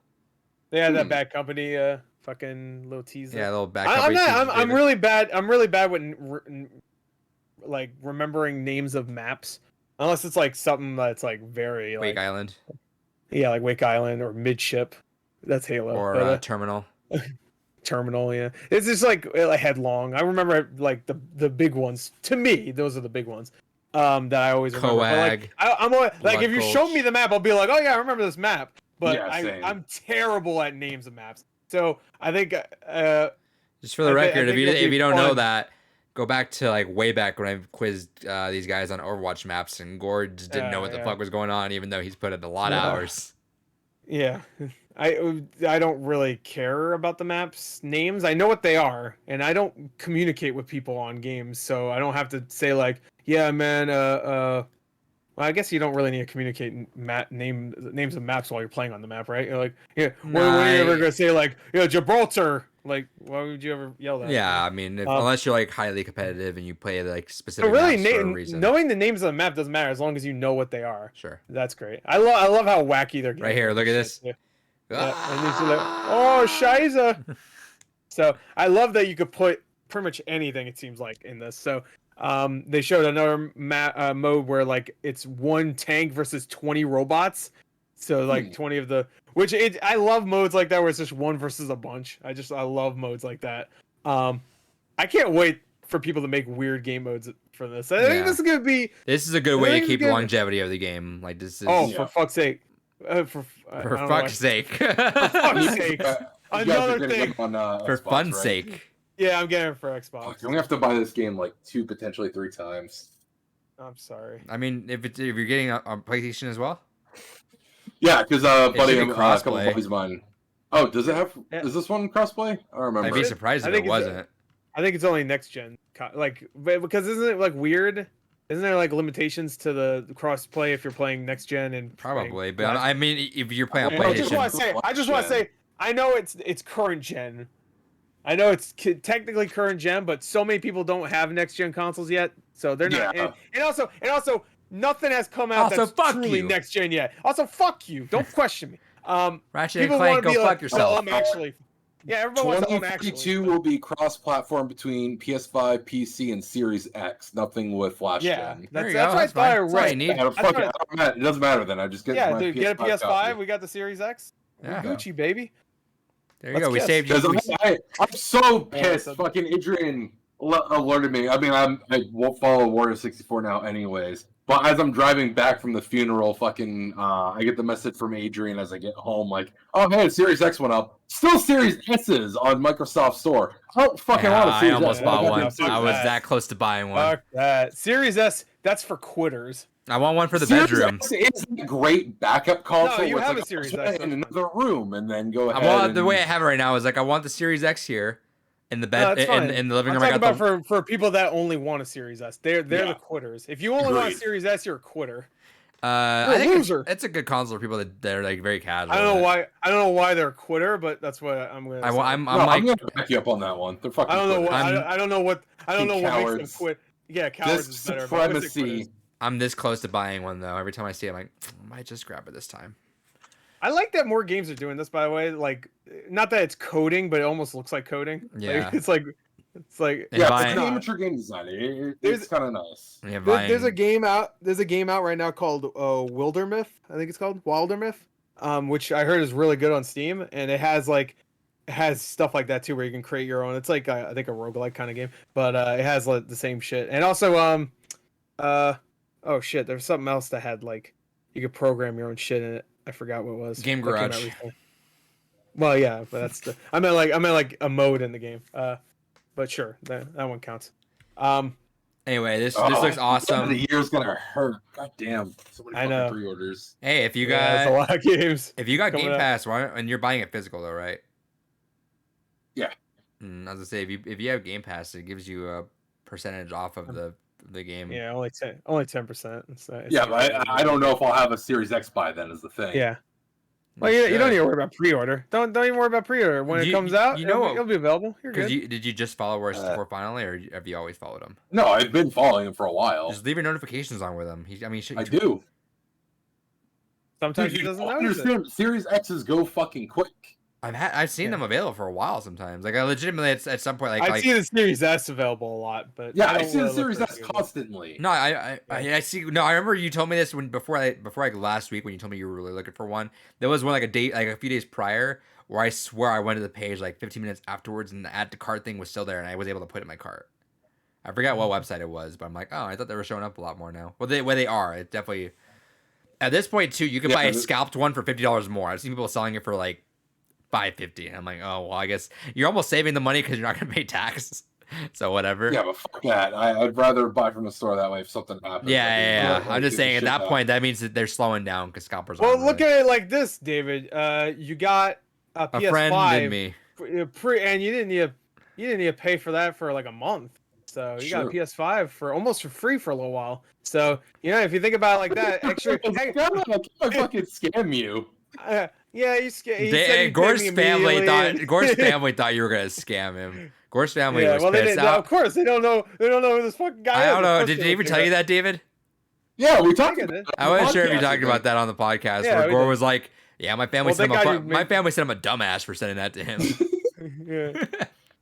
I forgot who said that to me. Your little cousin. Yeah, you're a dumbass. I'm like, you're just saying that because you wanted one, you fucking idiot, and I kicked him down the stairs. All right, let's talk. He's made out of strong shit. All right, we're done with this Battlefield. It's gonna be great. I'm excited. No, it looks great. It looks great. Let's get into the fucking. All right. Hold on. Fuck Battlefield. All right. So, Dead Space was one of our first games gone by. Second games gone by. So, what was our third games gone by? Was that Doki Doki? That got re-released. That got re-released too. Hey, no, okay. For the record, games gone by has Shin Megami Tensei. Silent Hill is coming back. Yeah, I almost picked Mass Effect at one point. Silent Hill is coming back. Gore canceled Beyond Good and Evil's games gone by, like Ubisoft canceled Beyond Good and Evil 2. Yeah, funny. Very funny. Yeah. I just want to say, I'm almost sick of hearing that more than hearing that it's not coming out ever. And then remember we had the Def Jam thing, and then they were like, "Oh, we're gonna announce a Def Jam game in 1 minute." Exactly. So we almost had one there. There's been actually a relatively strong correlation with our games gone by picks with like newer games. Metal Wolf Chaos 2, it's coming. It's happening. They're gonna cancel after Elden Ring is gonna be Metal Wolf Chaos 2. Yo, actually, think about it like this. That's from Software, right? That made Metal Wolf Chaos. Right when you announced. Well, maybe not right when, but pretty close when you announced that that's going to be a Games Gone By is when they showed Elden Ring again. Because they want to get it out the door because they want to make Metal Wolf Chaos 2. Maybe not. Maybe, yeah, exactly. They're almost done with Metal Wolf Chaos 2. It's coming out the same day as Stardew Valley 2? That's what I was going to say too. Stardew Valley 2? No, how much Gore would scream. I feel like Curse of the Moon, did we do that before? No, Curse of the Moon 2 is that was the thing that we had before. Right? Yeah, we did that before that was announced. So Curse of the Moon. What the fuck? Hey, God of War 2 got announced. Is Barkley gonna get finished? God of War 2 got announced a few months after we did Games Gone By. Hey, is Barkley 2 gonna get finished now? Yep. No. I'm working on it right now. So I'll take about my amount of talent to make that game just as good as the first game. Hey, we got a near remake. Yeah, Replicant. True. I think that got announced. Nah, before, fuck that. We did. Nah, fuck that. Indeed. So I'm saying we have a good track record here. Since Nier Automata, Yoko Taro went to a bar and told everybody another epilogue. I'm sure. So yeah, did everybody freaking turn into monkeys? Now, to preface Like, this, right. Mike is also says, I'm so fucking thrilled to play Dead Space on modern tech. The rumors say that the game looks absolutely incredible already. Yeah, I'm sure. Forgot who. Jeff Grubb, is that his name? Yeah. He said he saw it. He saw it somehow. I don't know. Oh no, he heard. No, what was it? Yeah, look up that tweet. Yeah, I'll look it up right now. Yeah, because he said either he saw it or somebody he trusts saw it or something. And it said it looked incredible, which doesn't surprise me. It's Frostbite, which has had problems with other games in the past, but yeah, everyone's always telling me to. But I wish people would just play Yakuza like a person. That's a good tweet. That's a good tweet. This is okay. Where is it? Someone said, "Just ready to tell you about a weird kid." Okay, come on, stop tweeting. All right, there you go. Short tease, I've heard the game looks incredible. We will probably hear more about it soon, which that makes me happy. If it'll have elements from multiple entries in the series. Which is which is cool, but they better only take a couple things from 3. Because I don't. You don't want the co-op? Human enemies showing up. I don't want that shit. You don't want co-op? No, I don't want co-op at all. Fuck that. You better. It's Dead Space. You know, space is supposed to be lonely. Don't you bring another motherfucker. We'll probably hear more about it sooner than later this year, probably. So I expect this at Game Awards. Game Awards, yeah, that's what I was thinking. Or PlayStation. They're gonna show it. So it says, and this is because Jedi Fallen Order did really well, and Resident Evil remakes. So. Yeah, well, yeah. Even on the Wikipedia, I was looking at earlier that they. Well, this is what. Wikipedia there you said, are. But. There's him. There's Mighty Gazelle. Hey, look who liked it. It's himself. Yeah. He liked his own tweet. Do you guys want silent Isaac or voice? Personally, I want the creepiness of the silent. I think they should just leave the silent.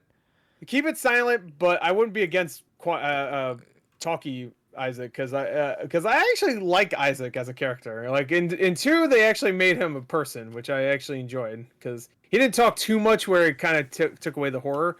I like some of the characters in Dead Space. That's the thing. I actually like the characters. Like, you meet another character in Dead Space 2 who's actually pretty cool. Yeah, but I want them to like refine it, but don't touch the game as much as you can. Like, yeah. If he talks, that's fine. Just keep it at minimum. I love the way they presented this. By the way, the way they presented this is fucking awesome. Oh, it's really good. Xavier Woods did a good job here. It's like, won't you come? Yeah, let me go. He knew this was hype. He knew. He's just like, hey, why don't you come over here? I got some hype shit over here. Come with me. Come with me. I like it switch the camera immediately. I hope you've enjoyed the show as much as I've enjoyed being your host. Now, my name is Austin Creed, and our last reveal is somewhere in there. I ain't going in there. But you know what? Why don't you go first? I ain't going. Yeah. I like the hint right there. That's a horror thing because he's like, I ain't going in there. Fuck that. You go in there. Silent Hill 2 pops up. What? That'd be great if it was like The Suffering or something like weird. But like, what the fuck? Game engine footage, gentlemen. I know that doesn't mean that much, but I mean it's nice. It's an engine, right? Look. Hold on. I want to point this out. Look at what kind of how EA Play did. I want to see this what they did last year. Yeah, that's not bad at all. Let me see. That is not bad for that. That is really good for EA. Hey, of the 2 studios this week that showed something, Ubisoft was the lesser of the 2. So, which usually that's not the case. I mean, neither of them are usually highly praised, but usually Ubisoft is the better of the 2. I would say. When it comes to I want to praise. For the record, last year. Oh, a big surprise there! Wow. I didn't think last year was that terrible. Like, it was not good, but it was not good. But I'm saying is that EA would have did themselves a really good job by putting an E3 this year. Last year is when they said Skate. That's all. Skate. Skate, yeah. And did you see the trailer they released for Skate? It wasn't like an actual trailer. It was just mocap. But it was kind of funny. So good. Immediately saw that door. You're like, yep, I'm home. There's that necro boy. And here's her gore. Shit. It's like, yep. Well, no, I knew it earlier, but this made me realize it definitely is a remake. Yeah. The first one. Because that same suit right there, and then Right cut off there. their limbs, which is one of the first things you see in the fucking game, which is great. Great teaser. They did a good job with that, because there's some teasers out there that's like, look at like Dragon Quest 12. It's like a logo. I'm like, all right. At least this one's like they give you some familiar shots. They make you know that it's a remake. When I always disparage a lot of these trailers in general, and we've talked about that, and I don't need to go into it again. But I like this that at least it gives you an idea of what, and we know it's a remake, and that's all I need to know. We got a cool visual the game is and a remake for this kind of thing. Perfect. But I mean, obviously, I still want more. I would have been down with them talking a little bit. Like they had a press release, I've been totally okay with them having someone come on to be like, let's talk about just like 2 minutes. Hey, we're excited to have this game out. It's gonna be a remake. We're working on next gen consoles. Super cool. Yada yada yada. We're out. I mean that is good, but that's a good way to end it too. Ending it there is also a good like. Yeah, if they had maybe like 30 seconds more of something, I'd have been totally fine. Like it could have been a little bit better, but Mike Gazelle says if this was E3, I'm pretty confident it would top a lot of people's announcement list. I agree. Oh yeah. By the way, some people said that Isaac looks a little feminine. Do you think they do a feminine Isaac now? Or a female Isaac? I don't think so. What would Isaac? What's the opposite? What's like a female version of Isaac? Isabel Clark. Is Isabel? They wouldn't. I'm thinking No, they wouldn't do that. Isabella. I feel like Dead Space 1's Isaac has always been kind of skinny because he's supposed to be like a normal dude, so he's kind of like skinny and just I don't know, kind of a normal. Like I always thought he was like he's not a nerd. Obviously, he's an engineer, but like he's like he's just some guy. He's not muscle bound Marcus Phoenix. So they say the way he looks from behind is woman like. Let me see that ass. What that ass do? Let's see. I don't think they do that. I don't see how. No, I don't. No, I don't. People are fucking weird and look for the dumbest shit in things. He just looks like the normal Isaac. Yeah, I don't see the suit. Like you can barely see the suit, but it looks classic. Yeah, I don't see it. Plus, they're changing the formula too much. That would upset people. When you have a clear. In this day and age, I would not be surprised. Still, like just take all these other characters and just make them a different gender, and we did it. Boys. Yeah, but you're asking for people to be upset at something that's a slam dunk right now. Female Loki, who's better than other Loki. It's true. Yeah, I don't know why, but she is. Anyway. So the Dead Space is fucking awesome. Like I'm glad that we're getting this. He-Man's not in the He-Man show. Teal is the main character. All right, that's great, but don't watch the show for score.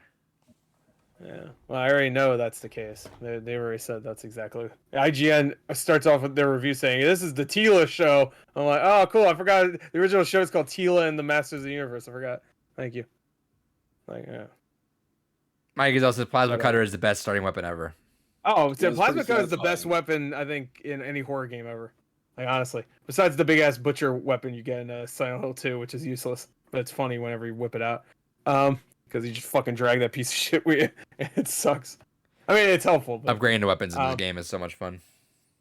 Yeah, but that's the one thing I would love for them to bring from Dead Space 3 is the weapon customization. Because I actually like that stuff. That was cool. So you can like add like new things to I imagine they're gonna update that too. I imagine they're gonna go kind of crazy with that. I think that was the one positive people gave that. I mean, that game's not terrible. It's a terrible Dead Space game. It's like Resident Evil 6, where I don't think Resident Evil 6 is actually a terrible game. But it's a terrible Resident Evil game. 100% it is. But it's not a terrible game. It's not a good game, but it's like whatever. Dead Space 3 is like that. It's nowhere near a good Dead Space game. It feels like Gears of War. It really does. But it has some good combat, and I really like the weapon customization. So I don't hate that game. But that was a huge mistake making it like that, because that was the end. Dead Space 2 did so well, and then Dead Space 3 they put so much hope into that selling, and it sold well, but it didn't sell even close to as much as they wanted. I think they wanted like 6 million sales from that game, and I think it did like 3.5 or something. I was like that Lara Croft game, they wanted 7 million. Yeah, Tomb Raider. And I guess that did well enough because they made 2 fucking sequels, but I think they got enough backlash. People were like, hey, be realistic. And they're like, oh. Anyway, this looks awesome. I'm glad we got it ended. I'm glad we got confirmation of it. I'm glad that it's next gen only. That's nice. We got one of the very few that are like confirmed only next gen. Good shit. Let's make this game look fucking incredible. Hopefully. I mean, you never know. You don't ever know. It's kind of the issue. You never know, man. Anyway, we'll see. The EA factor you still have to take into account. This is hype. It's super hype, but it's still EA. They're not making it, obviously. Well, I guess they are. EA Motive is making it, but still have to take into the fact that EA has fucked things up in the past. my guess is I can't wait to see what they do with the new 3D sound tech. That's interesting. Yeah, that makes me think I might want. That's gonna be amazing. I might want that on PS5 with that headset. That's the one thing EA doesn't fuck up with. Is the sound. You know what? PS5 would be fun with that with the triggers with the guns. Yeah, that's what I was thinking. Yeah, I was thinking that like if you pull it halfway, you like I don't know, you do something kind of like with Ratchet and Clank. With every game, you pull halfway and does something different. Yeah. Anyway, which would be cool. I don't know how to make that work on Xbox, but whatever. Like how they switch that. That's the Blueberries podcast. Yep.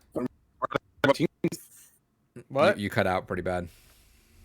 Are we not going to talk about the 14 stuff real quick? Oh. No, I thought we cut it because it was last week, but you can go for it. Let me put it in the docket. We didn't talk. No, it's fine. Whatever. We'll just skip through. No, we can talk about it. Okay. No, we'll end it here. You sure? Yeah. Okay. I'm the only one that cares about it anyway, so go for it. I'll be playing 14 one day. Can you buy it? Really, I don't think you need to care about 14 for it to be a interesting article. It's just about how like out of nowhere it just became really popular. I mean, it was already popular, but fucking. Why did it get popular? They put they put Genshin Okay. Impact characters in it. No, it's been a quick cumulative thing where they've been doing a massive campaign to get people into it because you can basically play through the entire game and the first expansion for free. And they've been really hammering the marketing of that. And it's been getting a lot of people kind of jumping ship. Plus, I also feel because people are still kind of raging at a lot of the changes that have been going on in WoW that at this point, most of the WoW community is jumping ship over. But it's back. It's good. It's back to normal now, right? No. I mean, they had to adjust the servers. So now there's actually like a timeout if you're AFK because we're just being so congested with players that it's making it so people can't log in. They legitimately we don't have the server space for everyone. We didn't expect it to blow up like it has. So hopefully it means there'll be more servers down the road, and especially where next gen is getting a big update for it. Now the PS5 version is in beta, I think, right now, and they'll have like full 4K support. I think 120 frames per second. So what am I buying to play that game if I ever want to play it? Because I saw Shadowbringers and people said don't buy that because you got to buy the base game or some shit. Yeah, well, if right now the simplest way to get into it is just to not buy anything just yet. Just play, install the game, and then you can just play the game and the first expansion for free to find out if you're even going to want to stick with it. And you can play it until level 60, right? And then you can play through the entirety of. I know, but you can only go up to level 60. Yeah, you max out at level 60 because that was the end of the first expansion. Yeah. And how many levels is there now? What's the level cap? I think like 80, 90, something like that. They're gonna say like 500 or some shit. I'm like, oh, no. Fuck. Oh no. No, it's like 80 or 90, something like that. Okay. All right, so not even that far off. No, because there was only there was Heaven's Ward, and then there was Shadowbringers was that Shadowbringers, and Endwalker. Endwalker's coming. Yeah. Yeah, I know this because I've been looking up shit because I do want to play it eventually. Seriously, I saw Neo's playing it now, but seriously, anytime you guys want to actually play, I fucking love that game so much. Yeah, I probably started on my own just to get used to it, so it's not like me starting with you and Adrian. I'm like, I don't know what the fuck, what is happening. I also want to because I heard the story is so good in that game. I do want to. The story is really good. Yeah, that's like the guy that did the story, and that is doing 16. So right, so yeah. Must be a reason why they gave him the main game in their series. Must be pretty good. They're like, fuck it, this guy knows what he's doing. He fucking saved fucking 14 because that game was a disaster when it first came out. Yeah, I know. Yeah, so it's a realm reborn. Yeah. It's like, yeah. Do people still play 11? There's a strong community for it still. Yeah, I think all the official servers are down, but there's still a lot of private servers. Yeah. All right. Well, yeah. One day, so many games to play. Maybe that'll be my game that I get sucked into. Maybe Edge scores games gone by for all next year. Oh yeah, there you go. No, we'll just play the first story thing. I'm sure you can finish that in like 20 hours, right? Right? No. No. You're looking at like 70 hours for the first main story. Fuck! Are you kidding me? Are you fucking sucking both my nuts? You should end it right there. Thanks for listening to Blue Rupees podcast. No, actually, go to hell if you listen. Games gone by next week before they go to hell. It's going to be Metal Wolf Chaos. August 12th to the Moon. August 26th Stardew Valley. September 30th plus Ritual of the Night, and then we're going to have our voted one nominees on next week's episode. So get ready for your spooky picks. Ooh. Get fucked. We're going to end the stream here, or end the recording here. But thanks for watching. Thank you. Bye. Bye.